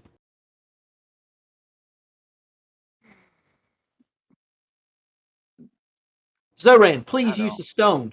I remember that. I remember her giving us the background of why the cultists were here, but can we make a check to try and see what you're talking about? Nope. This is you need to either remember it or you don't. Yeah, I don't. I don't. And what's the question one more time? So I don't know about it. The question from DM to player is, do you remember what I told you when I had her speaking to you, and there was a Q&A moment? Does anyone remember that discussion and talk? There was information there. Can I roll to see if I remember? The only information I remember is that there is no roll. This is either you remember it or you missed the note. Nope. One or the other. It's completely on you. This is not me hinting. Either you remember it or you don't. It's all in how much you paid attention. Nope. Zoran, please use that stone. I'm gonna ask her what type of message do you think I should send through it? What do you think I should say? I think we're about to find out. Whatever strikes your fancy. Okay. I'm gonna send a message through it. We're in need of your help. Can anyone there help us? Using the sending stone, you send out the sending spell. Immediately, you see what appears to be just a lonely cleaning woman. But the sending spell goes off, the stone starts emitting your message, and Yolanda quickly turns and says, "Seize that woman. Spies. She is the assassin that tried to kill me. Why else would she have the opposite end of a sending stone you found in a para-elemental temple of evil?" Ah, Fair the enough. game is afoot. In the description earlier in this adventure, she was nearly assassinated, and they never could figure out who did it. The sending stone ties her to it and reveals the spy that had been trying to poison and kill Queen Yolanda. Well, I'm glad we were able to come and find out that mystery and solve it. Now you And should with that, feel safe and secure. she says, "It is clear that we need to collapse that temple once again. We will have our dwarves come together and build a device and collapse it, and may it never be unearthed a second time, or a third for that matter." She said, "For your assistance, I am going to give each of you a blue sapphire from my crown jewels. Each of you may add one blue sapphire of 1,000 gold pieces to your bag." Hey. And she gives the party one set of boots of elven kind. Nice. Well, nice, yeah. In thanks for what you had done.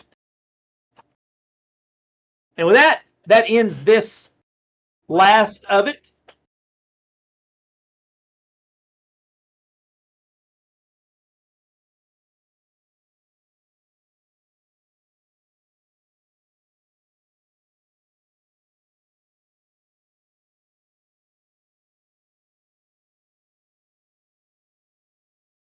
Time now as his investigator.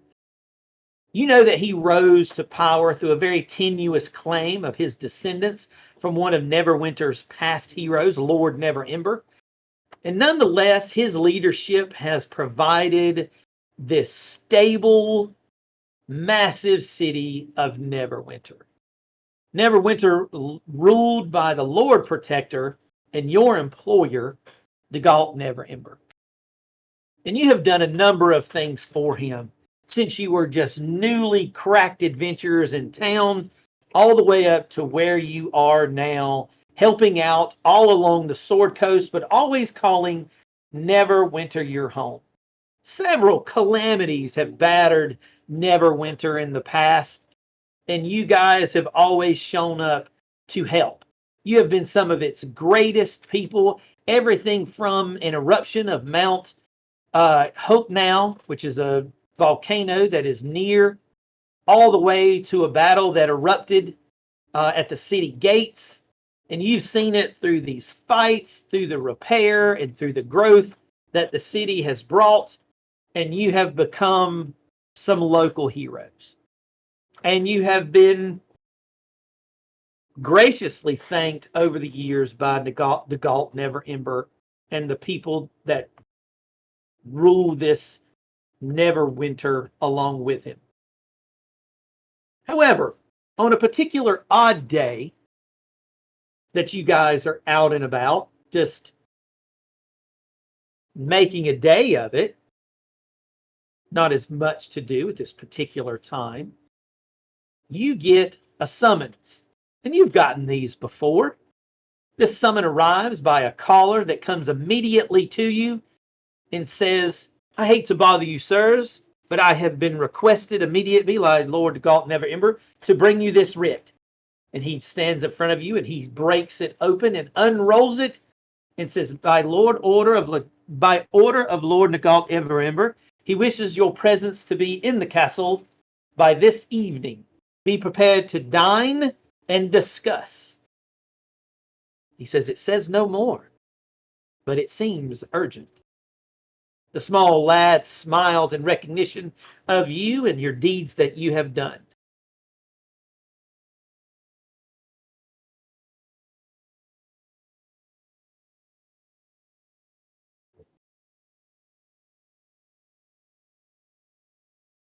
You go back to your homes, your individual places of stay. You put on something way more formal for a dinner at the castle. You've readied yourself and you find yourself going to the gates where you are meticulously scanned, magicked over, detected magic. You go through another room where the process happens again. The Lord Protector not skipping a beat in the protection as you enter the home of Lord Neverember. When you finally make it to the royal banquet, food and wine flow. The evening itself is magnificent. And as it winds down, Lord Nagalt comes up to you and your group as you are standing around drinking. My friends, my heroic friends, greetings. I am so glad you came. I dare say, though, a terrible event is afoot. And you have had your hand on this before. Specifically, 4 prominent citizens have been kidnapped in this city in the past several days. Other investigators were on it, to which I thought could handle it, but it is clear they could not. But you have touched upon this many, many weeks ago. We found this on the streets at one of the scenes. And he rolls out that similar parchment that you have probably rolled up, tucked away, and threw in a chest. The parchment with the hand, the 2 fingers aloft, and an eyeball sitting right in the middle. You recall that image. It's been quite some time since that has crossed your mind with all the things you've done. It seems to have slipped away, but you remember the hand and eye of a cult of Vecna. Lord Everember shows it to you and it starts to coalesce in your brains. And he says, 4 people have been kidnapped and we're not sure why. The first one, Eldon Keyword. He was a very knowledgeable scholar who specialized in the outer planes, has gone missing. Indrina Lamsasettel. She was nothing more than a human actor who traveled around some of the highest social circles in Neverwinter. They took her. Scarcella Maslosnos. She is a human wild mage sorcerer who likes to delve into the outer planes as well. She has gone missing. And as well as someone that I know personally, Umberto Noblin. He was a gnome historian who has written many books about numerous deities. And the 4 of these people have simply gone missing. But on one instance, we found, there we go, we found this. And I seem to recall on one of the first missions I ever asked you that this came up. Am I not correct? Yes. He's talking about the scroll. The scroll, yes. Okay. Am I not correct that this came up one of the first missions I ever put you on? Yes, that is true. He said, I thought so. He says, we have went to the House of Divinations, the House of Knowledge here in town, hoping to find the victims. The priests reported their mystical trail of Each of these victims just simply fell off after they were grabbed. However, one particular divining priest seemed to be able to see through the fog around these people that are blocking these divinations. And it seems I can point you at least in a direction. Something is going on in the Hallex mausoleum in the Never Death graveyard. And I need you to go investigate. When you are done here, put on your gear, gather what you need, because we need to find our 4 missing townspeople. And then he holds that little.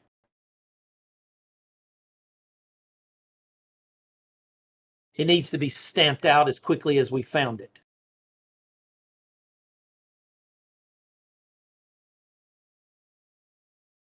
Yes, the Never Death graveyard. It is the graveyard inside Neverwinter. I will throw that out there.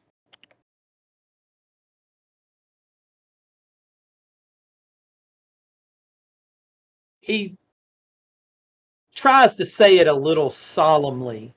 He said, but the Never Ember family had a way of naming everything prominent about themselves. And thus, they felt that those that may go to this graveyard in glory, that they never truly died, that they have went to Mount Celeste and have been lifted up with the gods themselves. But the official name is the Hallex Mausoleum. That is where you're going. The graveyard itself, I guess it could be a little ominous, but it is just named the Never Death Graveyard.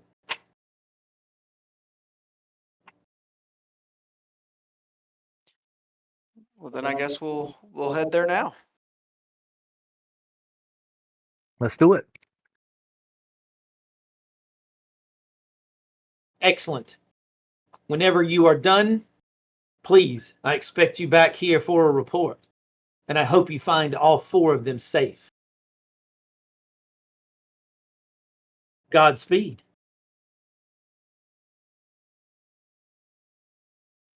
And we're off. And you're off. You go back home. You get your gear. You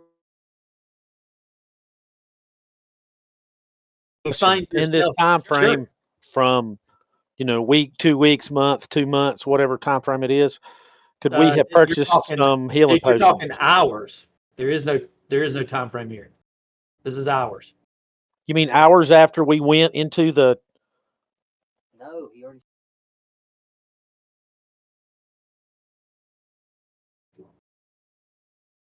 What's your question? My question was, since we defeated the elemental thing, Dude, in the that's pre-campaign stuff. right, It ain't even but is part it of it. but is it This is possible to no, it go is and zero purchase? possibility. I've already went over that. Okay, Zero whatever. possibility. This is the campaign from here on forward. You bring yourself to the mausoleum. When you get there, the front of its gate is broke open, leading down into what looks to be a barely 10-foot wide passage, if that leads into this Never Death graveyard. You know that the graveyard is split into 2, the main graveyard and the pauper's graveyard. A large thick stone wall separates the crypts of the wealthy to the graves of the poor. However, this particular find is bringing you into the main graveyard. And as you've approached this mausoleum, you see numerous of them all around. But the one that they have pointed you to, lying straight ahead, is open and its door astrung. And I bring you to it. Let me know if you have any trouble seeing where you are. Let me know if you do anything different. No additional spells are probably cast on these tokens. Let me know if you are doing anything now or waiting. Maybe you don't want to cast light. You let me know in that regard.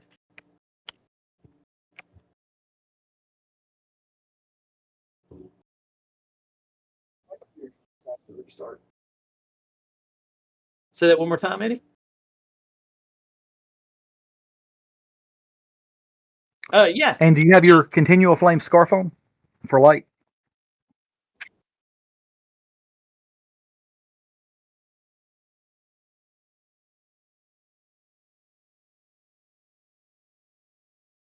Oh, okay. Okay.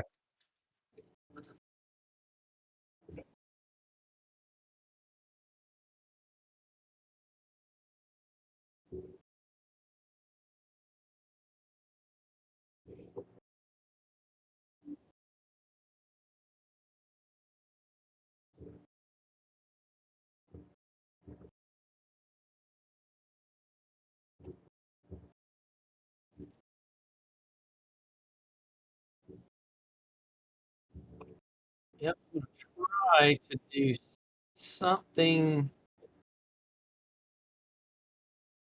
very. I don't think that's too obtrusive. I'm going to do that, and hopefully that'll help me remember you got the range of it. I'm going to go ahead and light a torch then, Dave, since I can't see. And I'm going to cast the light spell upon my wand. Now, Trace, that's on you. Okay, Chris, you're casting light. When Rick's doing that, I'm lighting a torch. Okay. 30-foot bright light, 30-foot dim light, so I should be able to see 60 feet out. I thought a torch was 20 and 20. Maybe, I don't know. Okay, yeah, I think it's 20, but that's cool. You're right. You're right. It is 2020. I don't know what I was thinking. You should have light now, Chris. Tell me if that looks right. Yep. Hey, Eddie. And Ricky, you are doing light. Yep, I'm light 2020 as well. Did you use a spell slot for that? Spell.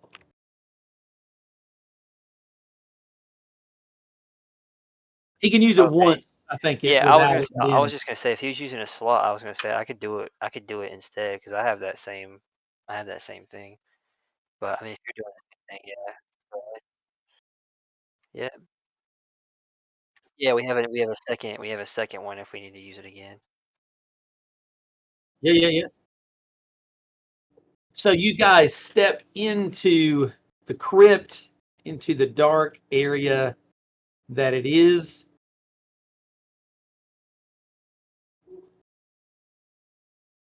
Let me know how you would like to proceed. Is the floor made of stone? Yes, it is. Then I would like You to look around now, it is old stone. You can tell that this was built and it's definitely going deeper, subterranean. Yeah. Not everything fits perfectly well, but this was once really, really nice. But right now it is stone, but a lot of it is broken. You see mold and tangled roots that have grown in various places that are just protruding through it. And as you are looking at that stone, Ethan, you see small carving, small scribbles, nothing of any arcane nature, but these symbols on the wall definitely depict a hand and an eye. sick. I'm gonna activate my tremor sense. Sure. So that is out to 60 feet. Tremor sense activated. I'm going to give myself something to help me with that. Do I feel anything within that range? You focus real quick and you start to, I guess, doing your best to maybe put your hands on the wall and feel around a little bit just to get a sense or a feeling of things that might be, also moving around on the floor, making those minute vibrations. But you get nothing. Okay. Then I'm gonna reach up and try and open the door. It snaps open very easily and quick like. You push that door open, and immediately the towering stone mausoleums in this never death graveyard that were clustered way up above you, away from the pauper's graveyard. You now see the dilapidated ruins in this Halleck's mausoleum. It's a squat, unassuming granite blocks with shadows from the light sources that are just making these monuments on your left and right to the west and east. The metal double doors that you have pushed open bear this rusty, broken chain and an old broken padlock that are hanging just on the inside of that door as you pulled it open. From inside, you see nothing. You see 6 stone tablets, and ahead of you or south, another set of staircases that simply lead down. Okay. I walk in here. Notice anything in particular about this room, or is it just stone tablets? Just basically stone tablets. Okay. Nothing immediately jumps out at you as you look at them. I will keep moving down. Good old sarcophagi. You keep going down, walking down the steps. What are the rest of the party doing? Following. I'm gonna move with them, but as I do, Everybody to make a move, and I guess we need to come up with that plan.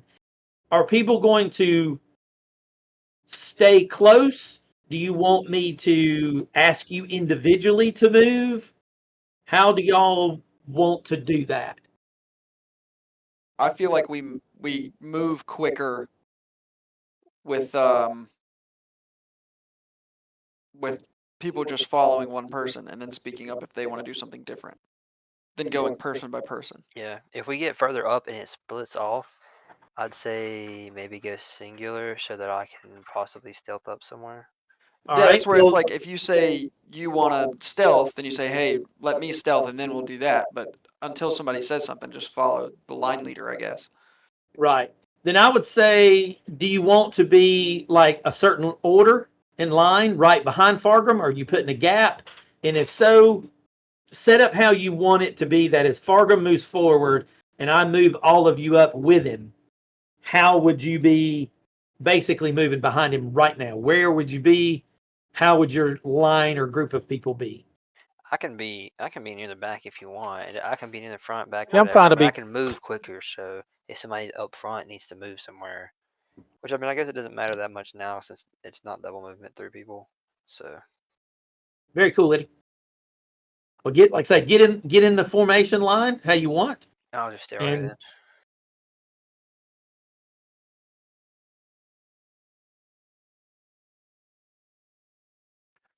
and as we're moving, Dave, I'm just going to go ahead and say I'm going to cast Mage Armor, and then I'm going to use sorcery points to get that spell back.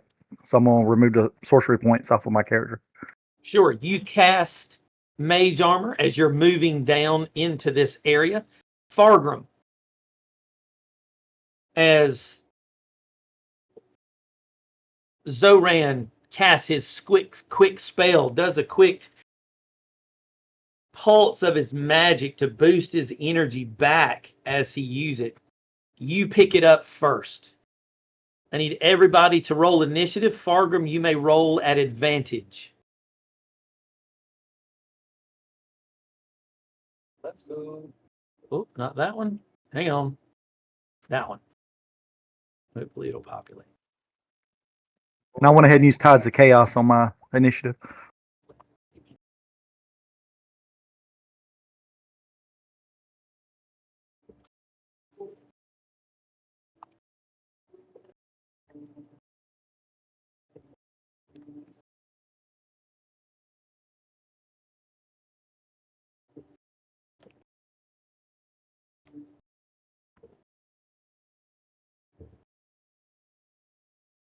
Big rolls tonight, guys.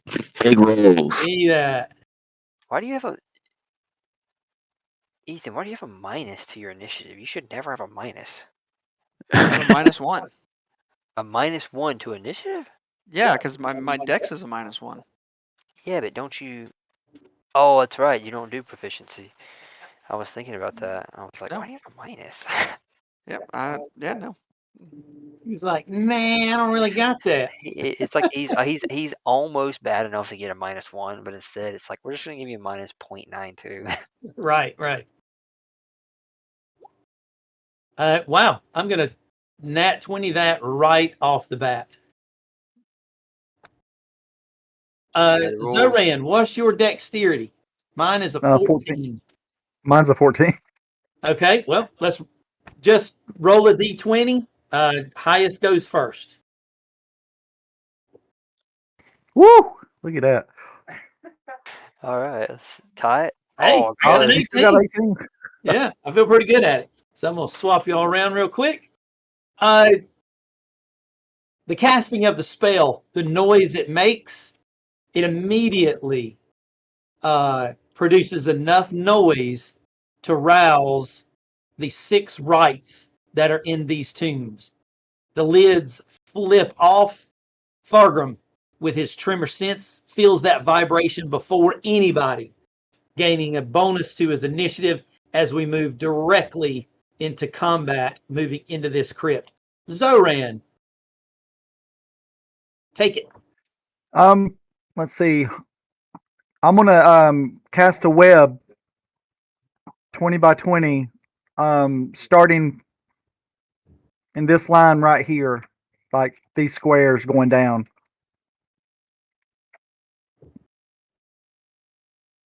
Or if you want to make the thing, I can move it where I want it. Yep. Give me half a second for the search engine to grab it.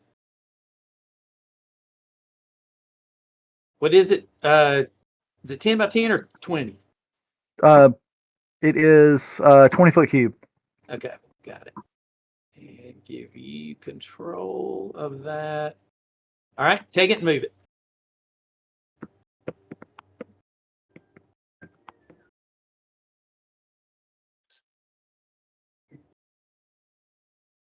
You got it. I'll roll on their turn. If you wouldn't mind throwing that spell in the chat.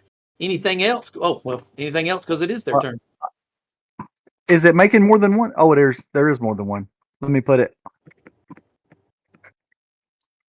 I don't know how it's duplicated.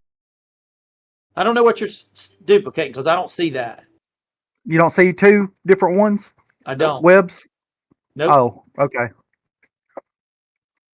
Yeah, it is like that on his screen. That's weird.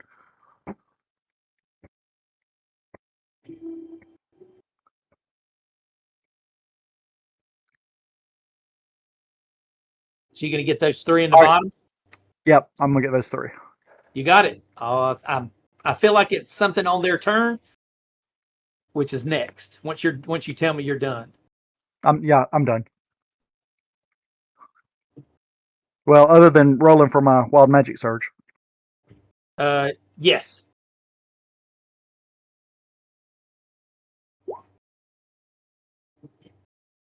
Starting out, if you die within the next hour,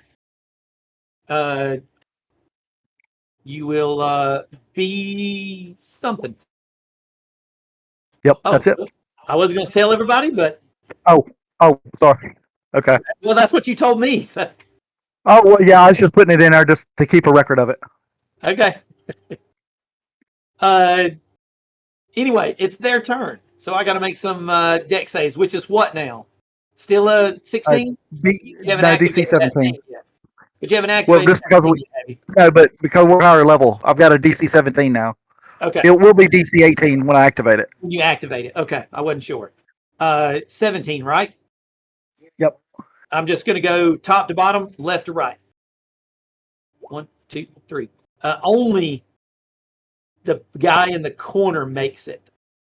This guy is stuck. Don't I have a web? You'll put a net.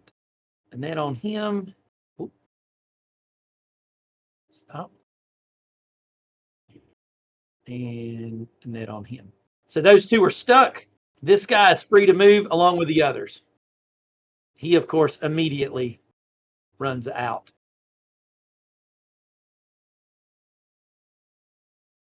5, 10, 15, 20, 25. I'm going to dash to there. I'm going to put this guy right to here. And I'm going to dash him as well. And this guy to here. Right. My two guys in the back push through your party, come out in the Question. back to hit the weak people on the end. Yes. Can anybody take reactions to hit them as they pass by? Anybody pass that by? they ran past. If you want to burn your reaction, Yeah, they did. Fargrim, Timbermoss, the monk, I can't come up with his name, Aureus, and Smokejaw. You know what? Yeah, I think I will. If you want to burn your reaction, you're more than welcome to burn that reaction and hit them. 27. Yeah. 27 hits. You just tell me left or right. We'll go with right. He can take 8. He will take But the then I also want him. When I hit him, I want to push him 10 feet backwards into the web. That's a good. Well, it would push him further backwards. Yeah, he would be behind you when you hit him. I guess that's true. Yeah. Then never Yeah. mind. Then I'll use sap instead, which means he gets disadvantage on his next attack roll. Yep, that'll work. As one goes by, I'm gonna hit him with shocking grasp. You sure can. Left or right. Roll to hit. 13 misses, Aureus. Smokejaw, that hits for 10. Left or right. Add 4 for proficiency. Let's go with the right one. And with the right one, he'll take a total of 14. Sweet. Happy puff of smoke. Just to make sure I get everybody, Eddie, are you wanting to burn your reaction or keep it?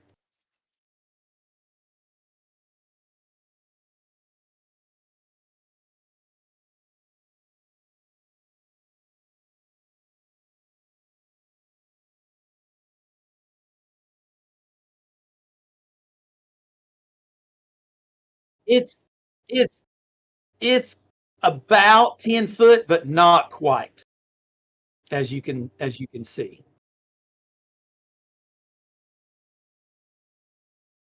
I would say yeah. You'll have to use the Alt button to off center off a square. But let's just. It's tight, but let's say yeah. They made a weird map. It's not technically 10 feet.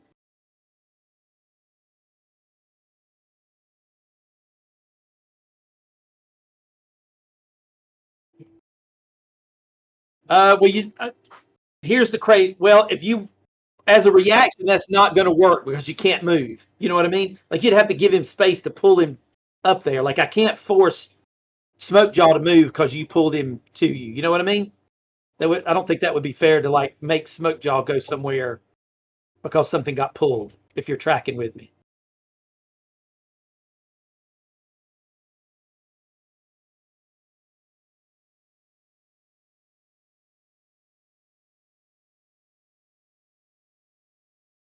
Oh, okay. Well, I guess my question would be going forward.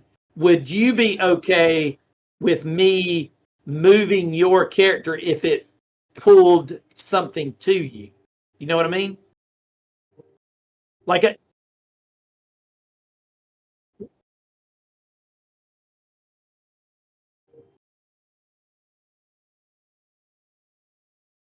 right. My question is, I didn't understand you fully. For there to be enough space for two people, you would have to move to make room for two people. Because you can now move through people at twice the amount, and I dashed.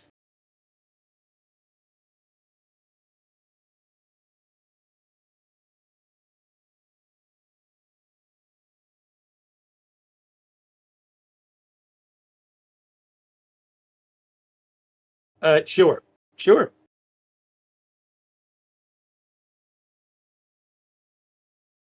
All right. I can do the same thing, right? Use my reaction to make the attack. No, they didn't leave your attack.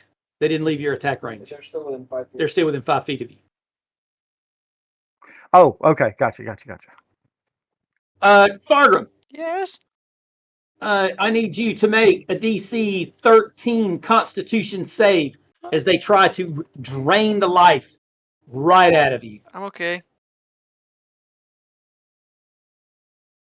2 times, please. Oh. DC 13. You're going to make both.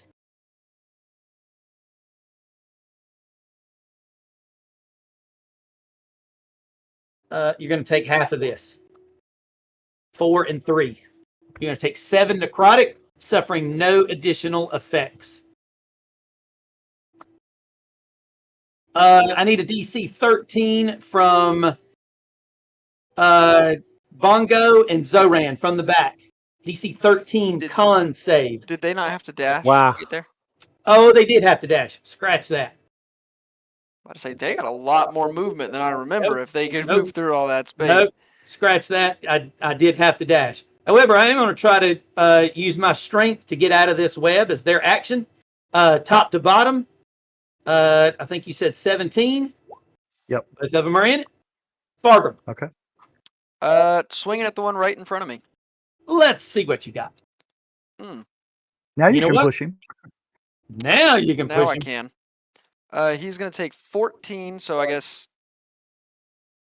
Minus 14. So 22, technically, with the new crit rules. Oh, yeah. So he'll take 22.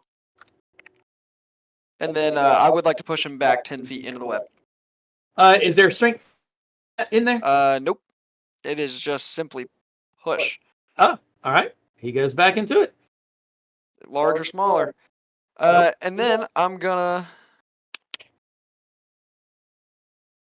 No, I'm gonna stay here and block the doorway still. And I'm gonna swing at the other one. Do the same. Like say, you can't No, technically block the doorway. Yes, but he cannot step there and then attack anybody else because there's not Oh, space. that is correct. So I can block the doorway. From him. I got From you. him.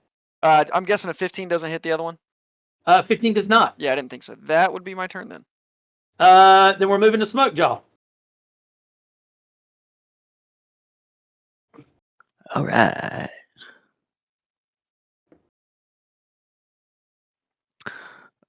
This one right here on the right. Behind you on the right. Got it? Yep, I'm gonna hit it with a sorcerer's burst. Well, let's see what you got.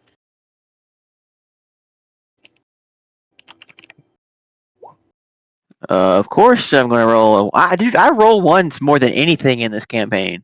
I swear. I no longer can deny that. I no longer can deny that. If you would roll evens for Rick, odds for Zoran, and then roll that dice one more time. Do what? Evens for Rick, odds for Zoran. D20. I don't care what dice it is. Evens is going to hit Rick. Odds is going to hit Zoran. Evens, your sorcerer's burst might hit Rick. Roll the hit. Hey. You're not hitting, so we're simply moving on. I Bongo. can't hit anything, even allies.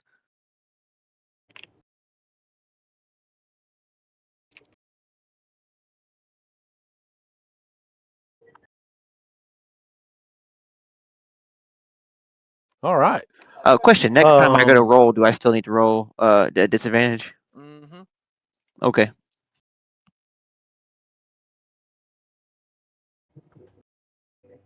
Now, when you're moving through people, David, you can't stop and do something. You have to continue the movement. That is correct. That's why I wasn't. The new thing. That is correct. Like I have to move all the way through you. Like you can no longer stop in a place and do anything. You can't stop on anybody's square.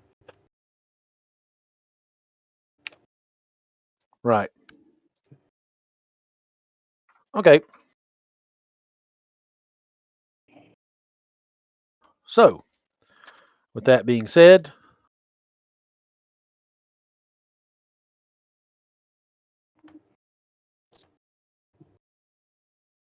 So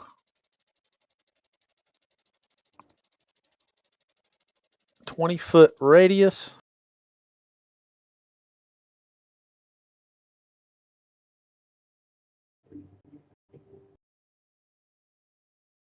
All right. So right here, see that right there, Dave? So you want a 20-foot radius? 20-foot radius right there that should go to the edge of Pilgrim. And I want to. So that is 20. And you want it centered here? 20-foot radius, not diameter. Because I'm about to cast Fireball and engulf why didn't all. you just say so? I got a fireball token. Yep, I'm going to engulf all those guys down there in a Fireball.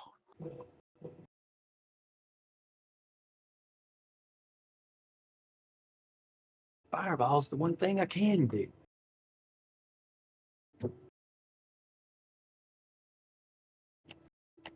Five, 10, 15, 20, 30, 35, 40. There we go. Hang on a second.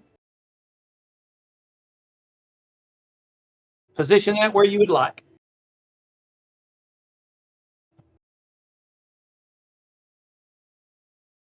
I think that engulfs all of them. That gets You're missing all. of them but 3.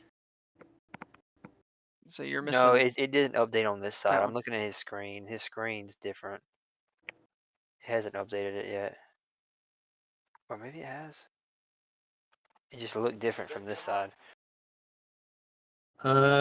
That only gets 2. So you could get them all. I don't know why it looks different on his screen. No, I don't think you can get quite all of them. You could get most of them.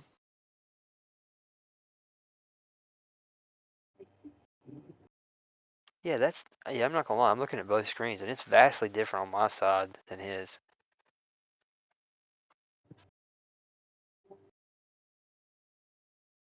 See, it's not updating the location, Dave. On my screen, like when I look at my screen. Well, again, put it where you want. But I was about to say I don't know why it's not. I have no ability. I can't control that. I can only give you. I don't get it. It's weird. It hasn't done this before. Where it's at now, how many does that get, Dave? 3. Is the one at the top right there next to Falgrim, does it not getting him? No. See, on my screen, it's got him. Well, you can move it over one and get him. But then you miss this one. Well, see, he can't even see that one, which is what's funny about it. He doesn't even know that one's there. I mean, either way, you can only get 3 of the 4 in this room. Okay, that's fine. If these are the 3 that I get, and I'm getting the one next to Fargrim, is that correct? Correct. It is in its current position. That is correct. And see, like right now, I can't move it. That's good. But regardless, I'm You casting can't- Fireball on those right there. All right. Roll them dice.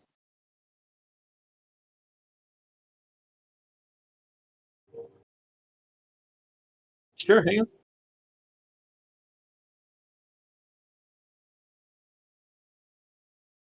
Well, whose screenshot is this? Because it isn't Riggs.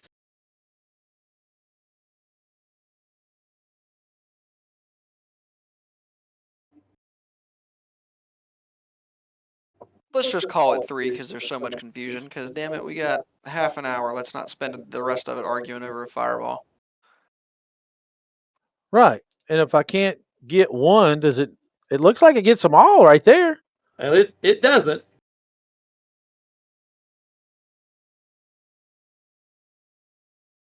From my screen, it doesn't. From my screen, it only gets without getting me. I heard you. I heard you. I'm telling you what I'm looking at. on my actual computer screen is it only gets 3 without also getting my character in it. Correct. That's funny. Yeah, I I'm heard looking at you. it. I And, heard and you. you're Yeah. not. Yeah, you're only getting 3. Even from yours, it's not getting the third. It looks like it. Either way, I'm still casting it. Anyway, So, cast it. you know, Boom, you kabam, get the 3 you boom. could see. You technically, again, couldn't really see the guy over there anyway. So boom, you get the 3 down the center. I'm going to go top to bottom. What's your DC? 16. 16. Give me half a second. Incoming Dex DC 16 top to bottom. 1, 2, 3. None of them make it. They will each take 29. Actually, it'll be 35. The 6 is for the burning of the web too. Yes. 2d4. So only the yeah. bottom 2 will take the bottom of the web. Why wouldn't all 3 in the web take it? Because it he didn't hit get the third one in the web. I Didn't get guess the the third other one. one's technically still webbed, right? That is correct. He's still webbed. Oh, okay. For my end, it looks like it got him. That's what I was thinking. Okay, that's fine. All right, so boom. Most of the web is gone. Anything else from Bongo? Otherwise, we're going to move to Aureus.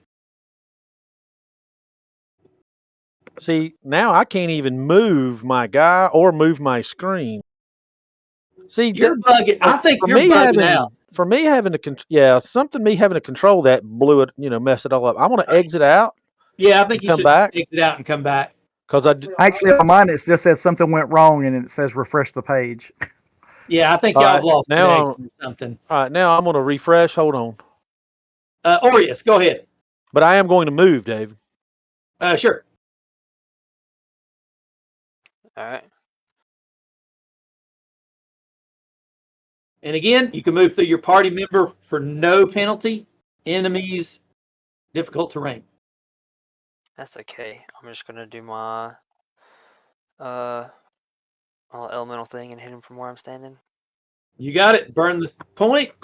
Had the Fire fire it look up. to him. Had the fire look to him after that fire. Yeah, they burned. All right, cool. Then I'll do that and try and hit this one. This Yep, ping it. fog ram. Roll the hit, sir.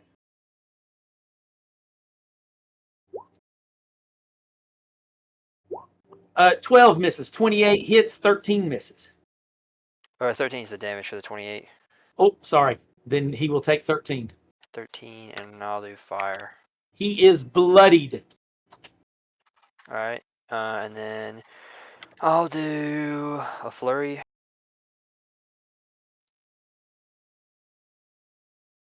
Flurry it up. 17 hits. 11 damage. Fire. 22 hits. 11 fire. 11 fire. Got it. What Still else, standing sir? up. He is hanging on. Then I'll hit him again. 17 hits. For Now 9. he's gone. All right, cool. Because yeah, the 10th level, my flurry does 3 hits instead of 2. 3 hits. Yep. We're playing with that on Wednesday night. It's very cool. What else you doing, sir? After that, I think I'm good for right now. Then we're gonna roll up to Timber Moss.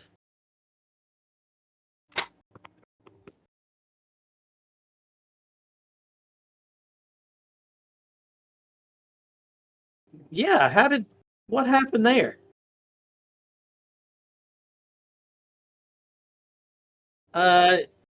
Yeah, I don't know how we skipped you.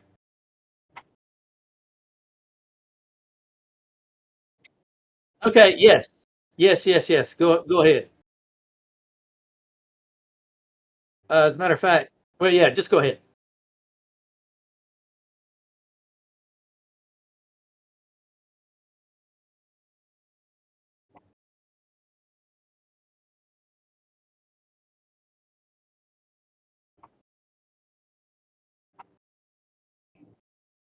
I'm gonna let you do like one attack right now, and then drop you in the initiative order like normal, since everybody's only had one attack.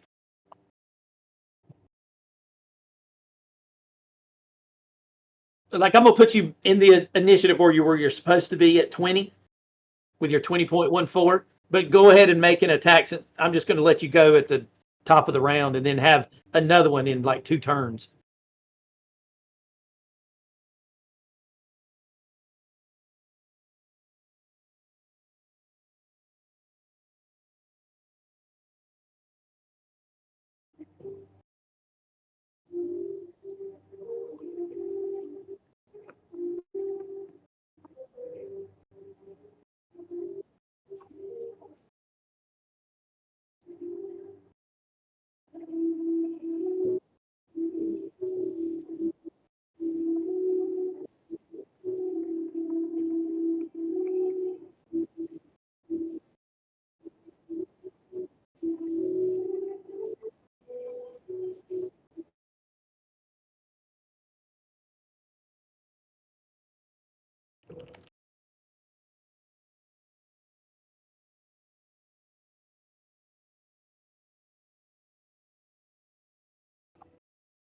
I can't even remember. I hope I did that. I can still grab one. I just can't remember if I put one on that thing.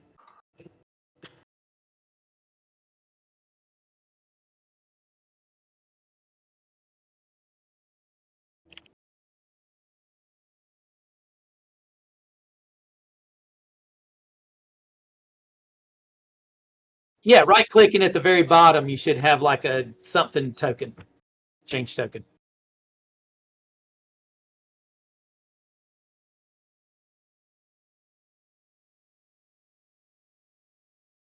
That's right. Here. Let's do this. Take that token. Take that token, and it's now yours to move.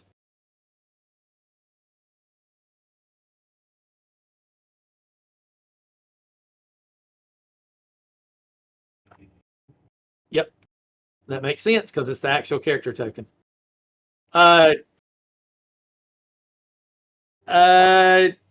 Zoran, your turn. All right, I'm going to do a shocking grasp on this one right here, using Tides of Chaos. Gross.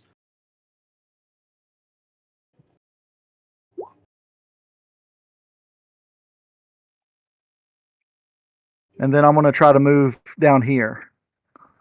So one of them kind of try to attack me, but the other one can't.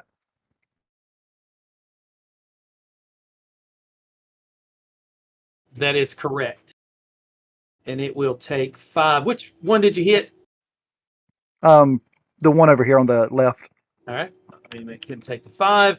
Sure. The other one, the one on the right side, will try to smack you one good time with this sword. Incoming. Not going to happen. Anything else? Nope, that's it. Moving up to the right.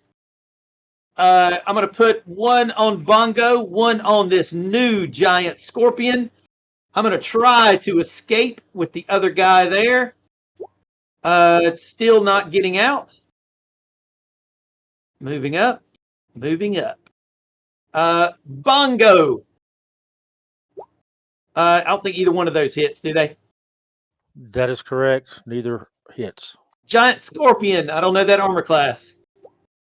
21 and an 8 is a terrible miss. He will take that red dot. He doesn't have anyone close to hit.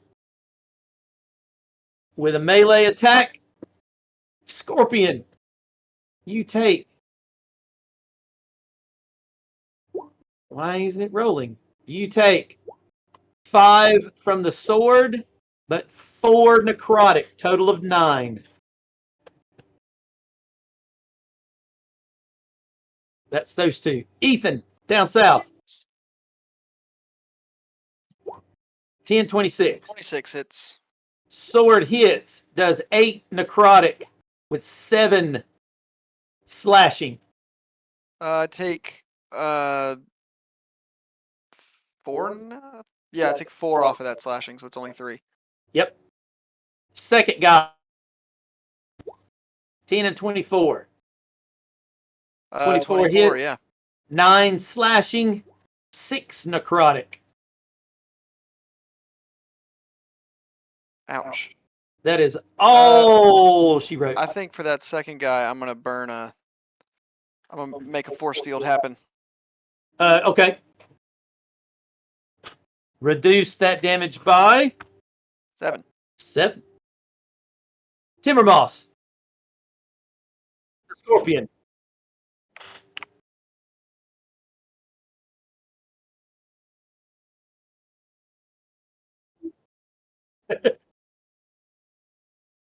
By the way,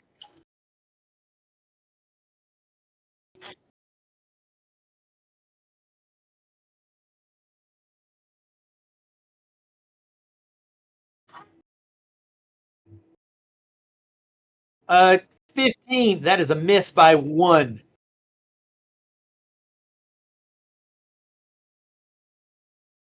Get it.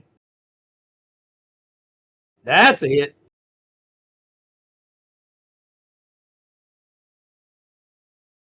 It's a 23 to hit, but it didn't do damage that time.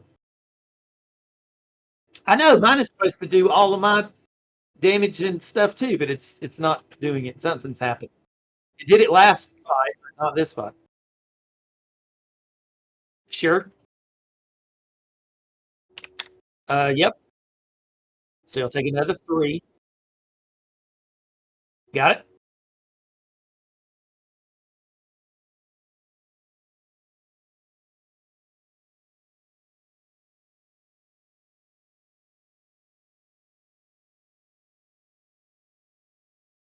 Is that concentration? Okay. I was just thinking you'll lose your pass without trace is the reason why I was. Yep.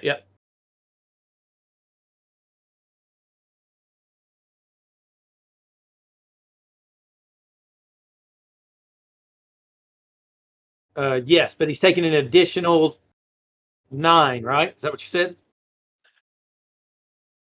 Got it?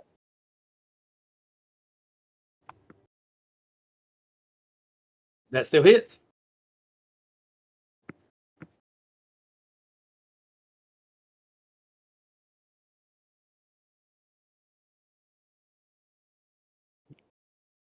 They are not. They are completely immune to poison.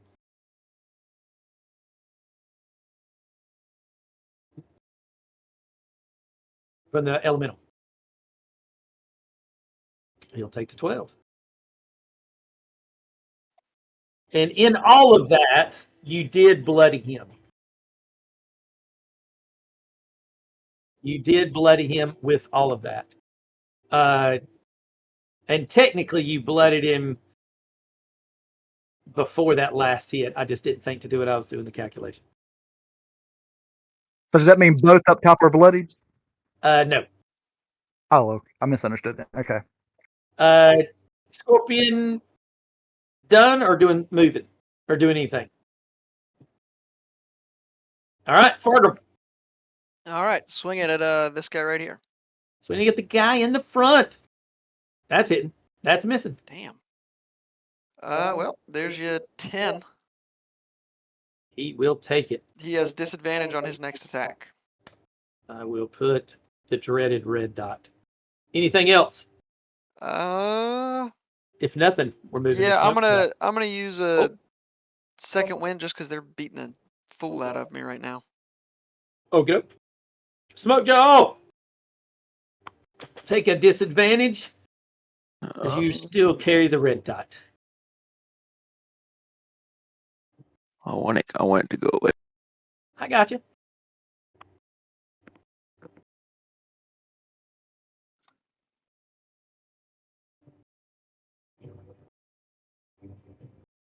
Now I roll good. You, sir, are hitting him for 11 lightning, but which one? That guy again. Same guy? Yeah. Boom! Yeah, you did. Okay. Electrical bolt, 11 damage, kills him. Sweet. Anything else from Smokejaw? Nope, that is all for me. Bongo. Wait. All right. I might bonus action. No, Well- no, that's it. Okay.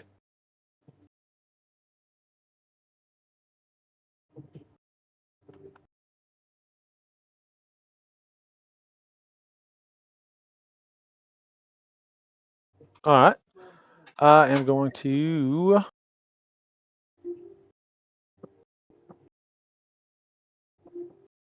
I'm going to cast a Dissident Whispers upon this white or whatever this thing is right beside. Sure. There you go. DC 16 Wisdom save, please. 16 wisdom. He does not make the save. He will run away as far as he can from me using his reaction. As far as he can from me. Which I imagine will be straight north. Yeah, but I might not want him to go that way. I say he should go south. Not to say, I'm Yeah. thinking, can I make it south, but I can't. So I will go that way. Anything else from Bongo? If not, moving on to Aureus. Wait, don't they get a attack? No, they get to do opportunity attack when they run away on that one.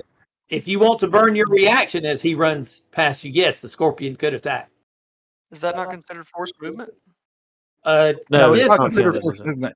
this is a particular one where he has to use his own movement with a reaction. Okay. Sure. That's a miss. Aureus, you're up. All right. I will. Smack. Hey, I this can do an one opportunity straight attack as well, south. right, David? Yes, if you want to burn your reaction, you sure can. I do. Can we remove this big fireball? And I'm going to do a vicious mockery upon him. That is so crazy, dude. There is no fireball on the screen. You are stinking this place up. Dude, what? Run away, you. Dude, I got one like literally. I know how to delete it, John. Yeah, dude, So I got a vicious mockery, fireball. DC 16. Wait, did it do it? I mean, I see it. I see there- your there vicious went. mockery I did a vicious That's a- mockery as a. as a cantrip, right? Yep, and I can do that because I'm a warcaster. Yeah.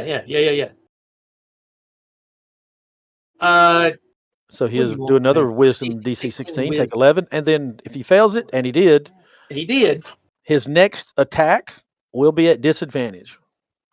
Well, what you notice is he does take the disadvantage, but you notice he seems to take 0 psychic. Like his brain doesn't hemorrhage or anything. That is only Alright. the damage part. The secondary rider, he's still failing. So he will have disadvantage. Alright, I refreshed the page and now I can do it. Aureus, you're up. Yeah, I refreshed the page. Dude, the whole time there's been a fireball sitting in this Dude, box. it's not on mine anyway. You guys are having internet trouble tonight, I think. I don't know. I tried to move it and my thing just crashed. Yeah, I think you guys are having some internet trouble over there tonight. Yeah, probably. Alright, well I'm gonna hit anyway. Yeah. Go. And then tell me which one. Hit, miss, and hit. South. Straight south. Got it. He'll take the 7. So there's one. I'm pretty sure I just get to do one as a bonus. You can. If you don't spend any points, Yeah. you can make one unarmed Yeah. strike. The monk is the only person that can do that. That's it. 4, 8. 8. Anything else? If not, we're going to Zoran. All right. Good. I'm going to hit that one directly under Fargrim with a Sorcerer's Burst. Hit it.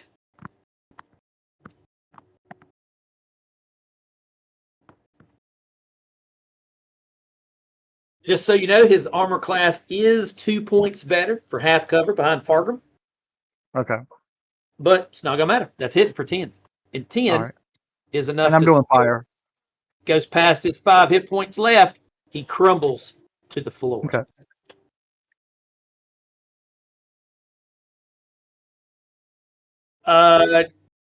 If nothing else from you, Nope. then I'm moving on. I've got one that runs down to the scorpion. Fargrim, Yes. 17, 14. Misses. Scorpion. Does an 11 hit? Okay, and I didn't roll another one. Both of them miss. Timber Moss. Or Scorpion, I should say. I can. Hey, did you do the creature at disadvantage? It don't matter. It missed anyhow. I did, but I mean I missed all of it.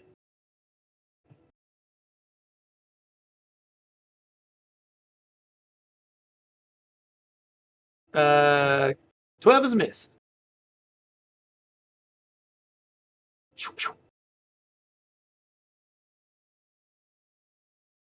That's a hit.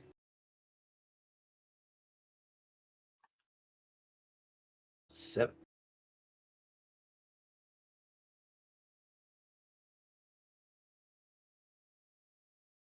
Okay. That must be what the DC 13 is if it wanted to escape. Okay.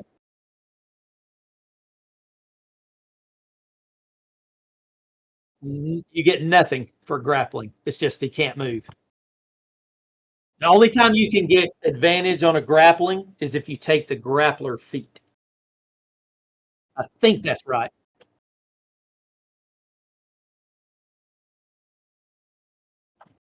The sting is a miss, but give me the other damage. Yeah.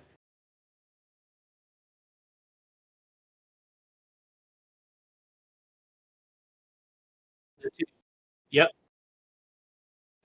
I'll add it all together. 2d8.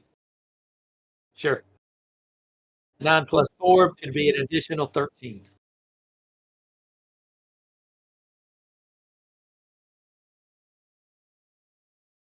Was it? It was a miss, a hit. The sting missed with an 11. So I think that's it. And he's grappled where he's at. So he can't. You got it. You can move right there. Fargrim. Fargrim's turn. Swinging at the other fella. Let's see what you got.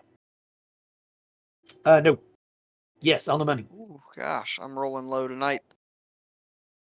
10 John, damage. John said he doesn't want to hear it. No, you're right, but I'm Yeah. not rolling great. Hitting with 1 or 2 attacks isn't particularly stellar. Nope. Anything from Fargrim. If not, I'm going to smoke job. Other than 10 damage, and he has disadvantage on his next attack. Oh, let me get that red dot on there. Go ahead. Go ahead. Smoke jaw.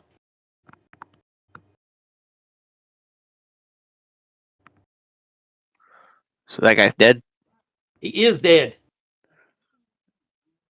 Why hit There's that one behind you, one in front of you. You know what? No, I'm gonna hit this one up here. Sure. With what? I'm gonna hit it with a witch bolt. A witch bolt? Not today. Burn that spell slot, sir. Okay. Pew! Unless you're moving somewhere or doing something else. I am. I'm gonna move right here. Sure. Bongo. All right. The creature to the north. Yep. He is grappled by the scorpion.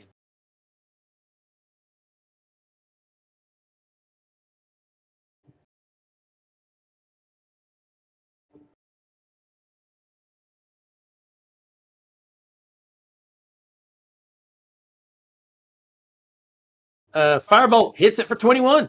Bam! He will take 5. Anything else? That is all. Glorious. Smack the one down here on the left. Down on the left. Or try. He does, again, his armor class goes up by 2. Not that it matters with a crit. What is that total damage? 9 plus 8 makes it a 16. That is 17. 17, but that is still greater than the 15 hit points he has left. He is out. What else you got with your other abilities?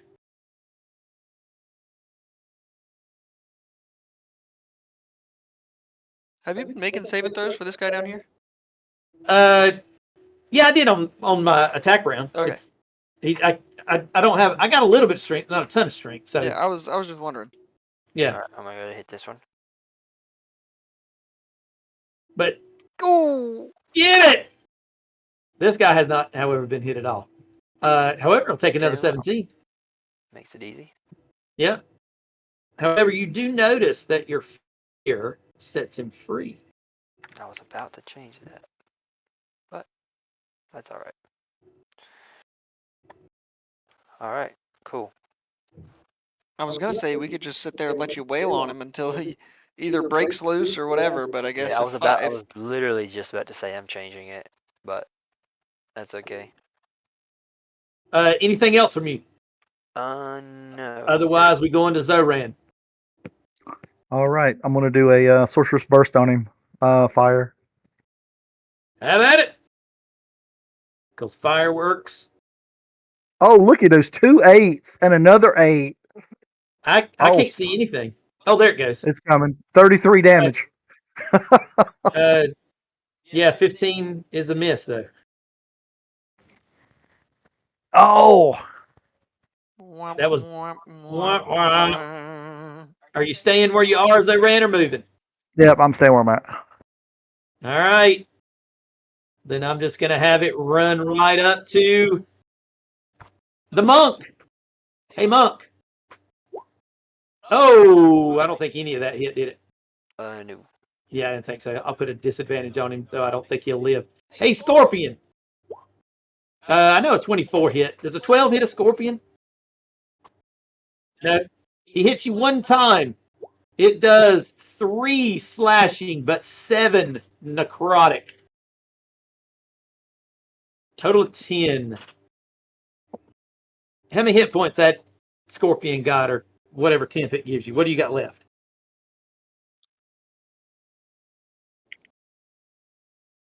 Well, 103 is yours, isn't it? But 11 for the scorpion? Right, or 10th, I guess I should say. Yeah. Yeah, I was just trying to. I forgot to. Yeah, I forgot to put it on the token, and so I didn't know how much you had. That's both my rights. Well, Scorpion's turn. Timbermoss.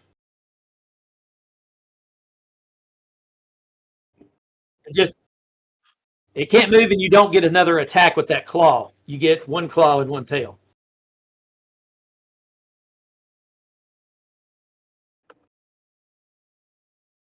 Yep, that you can do every day.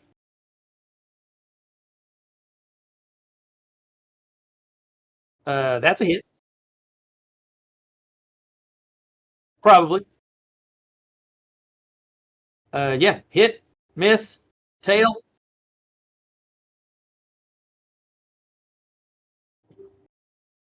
Yeah, that's a hit.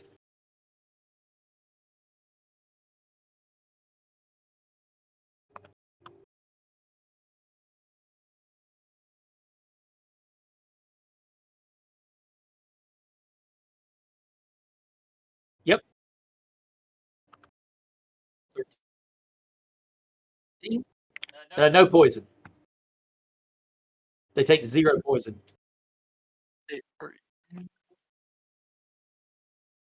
Okay. Yep, that he'll take. Holy moly. Well, that's the poison, so it ain't the 12. Is it the 1d8 plus? Must be the 1d8 plus 3. So he'll take an additional 6 for the first one, or the second one. So another 4. That's great. All right.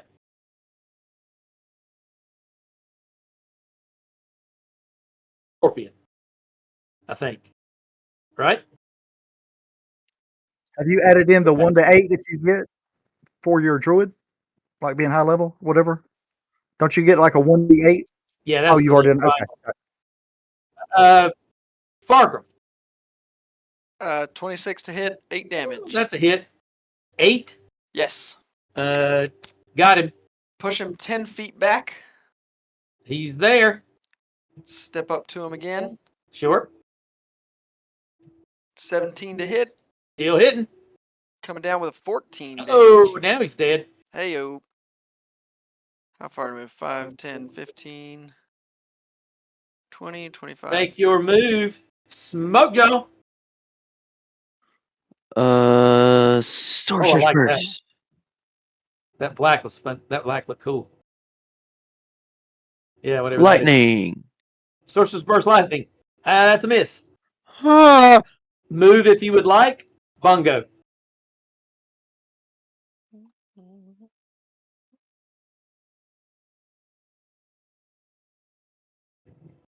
Firebolt hits for 5 5 damage. again. That sucks. A 1 and a 4. Oh well. Either way, he hits. Unless He you're hits me. moving, Aureus. No.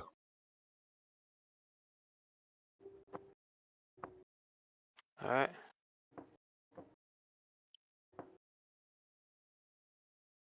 All right, I'm gonna hit him again.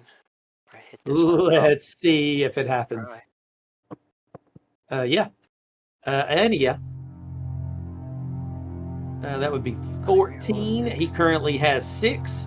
He is gone. Technically from your first one.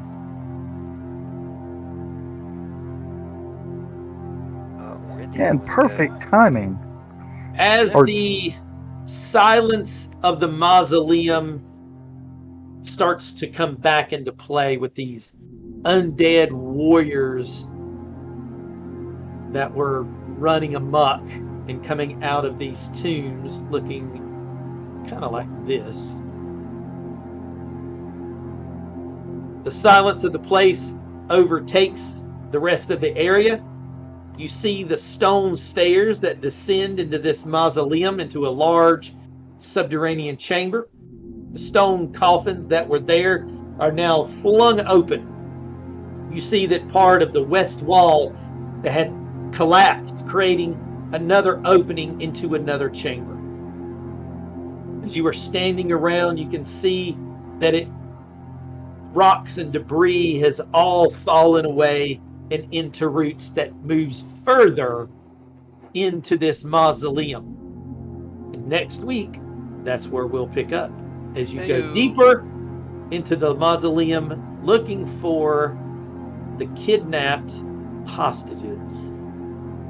This concludes the 6th episode of the Heroes Half Dozen podcast, titled The Party Crasher. The Heroes Half Dozen is a podcast produced by the Heroes Half Dozen group. The group utilizes Discord, Roll20, and D&D Beyond for visual and audio editing respectively. Vecna, Eve of Ruin, a product of Wizards of the Coast, LLC, was authored by Amanda Heyman, Mackenzie DeArmas, Ron Lundeen, and Patrick Rennie. We hope you have enjoyed this episode. Please consider liking and subscribing to follow the next adventure of the Heroes Half Dozen.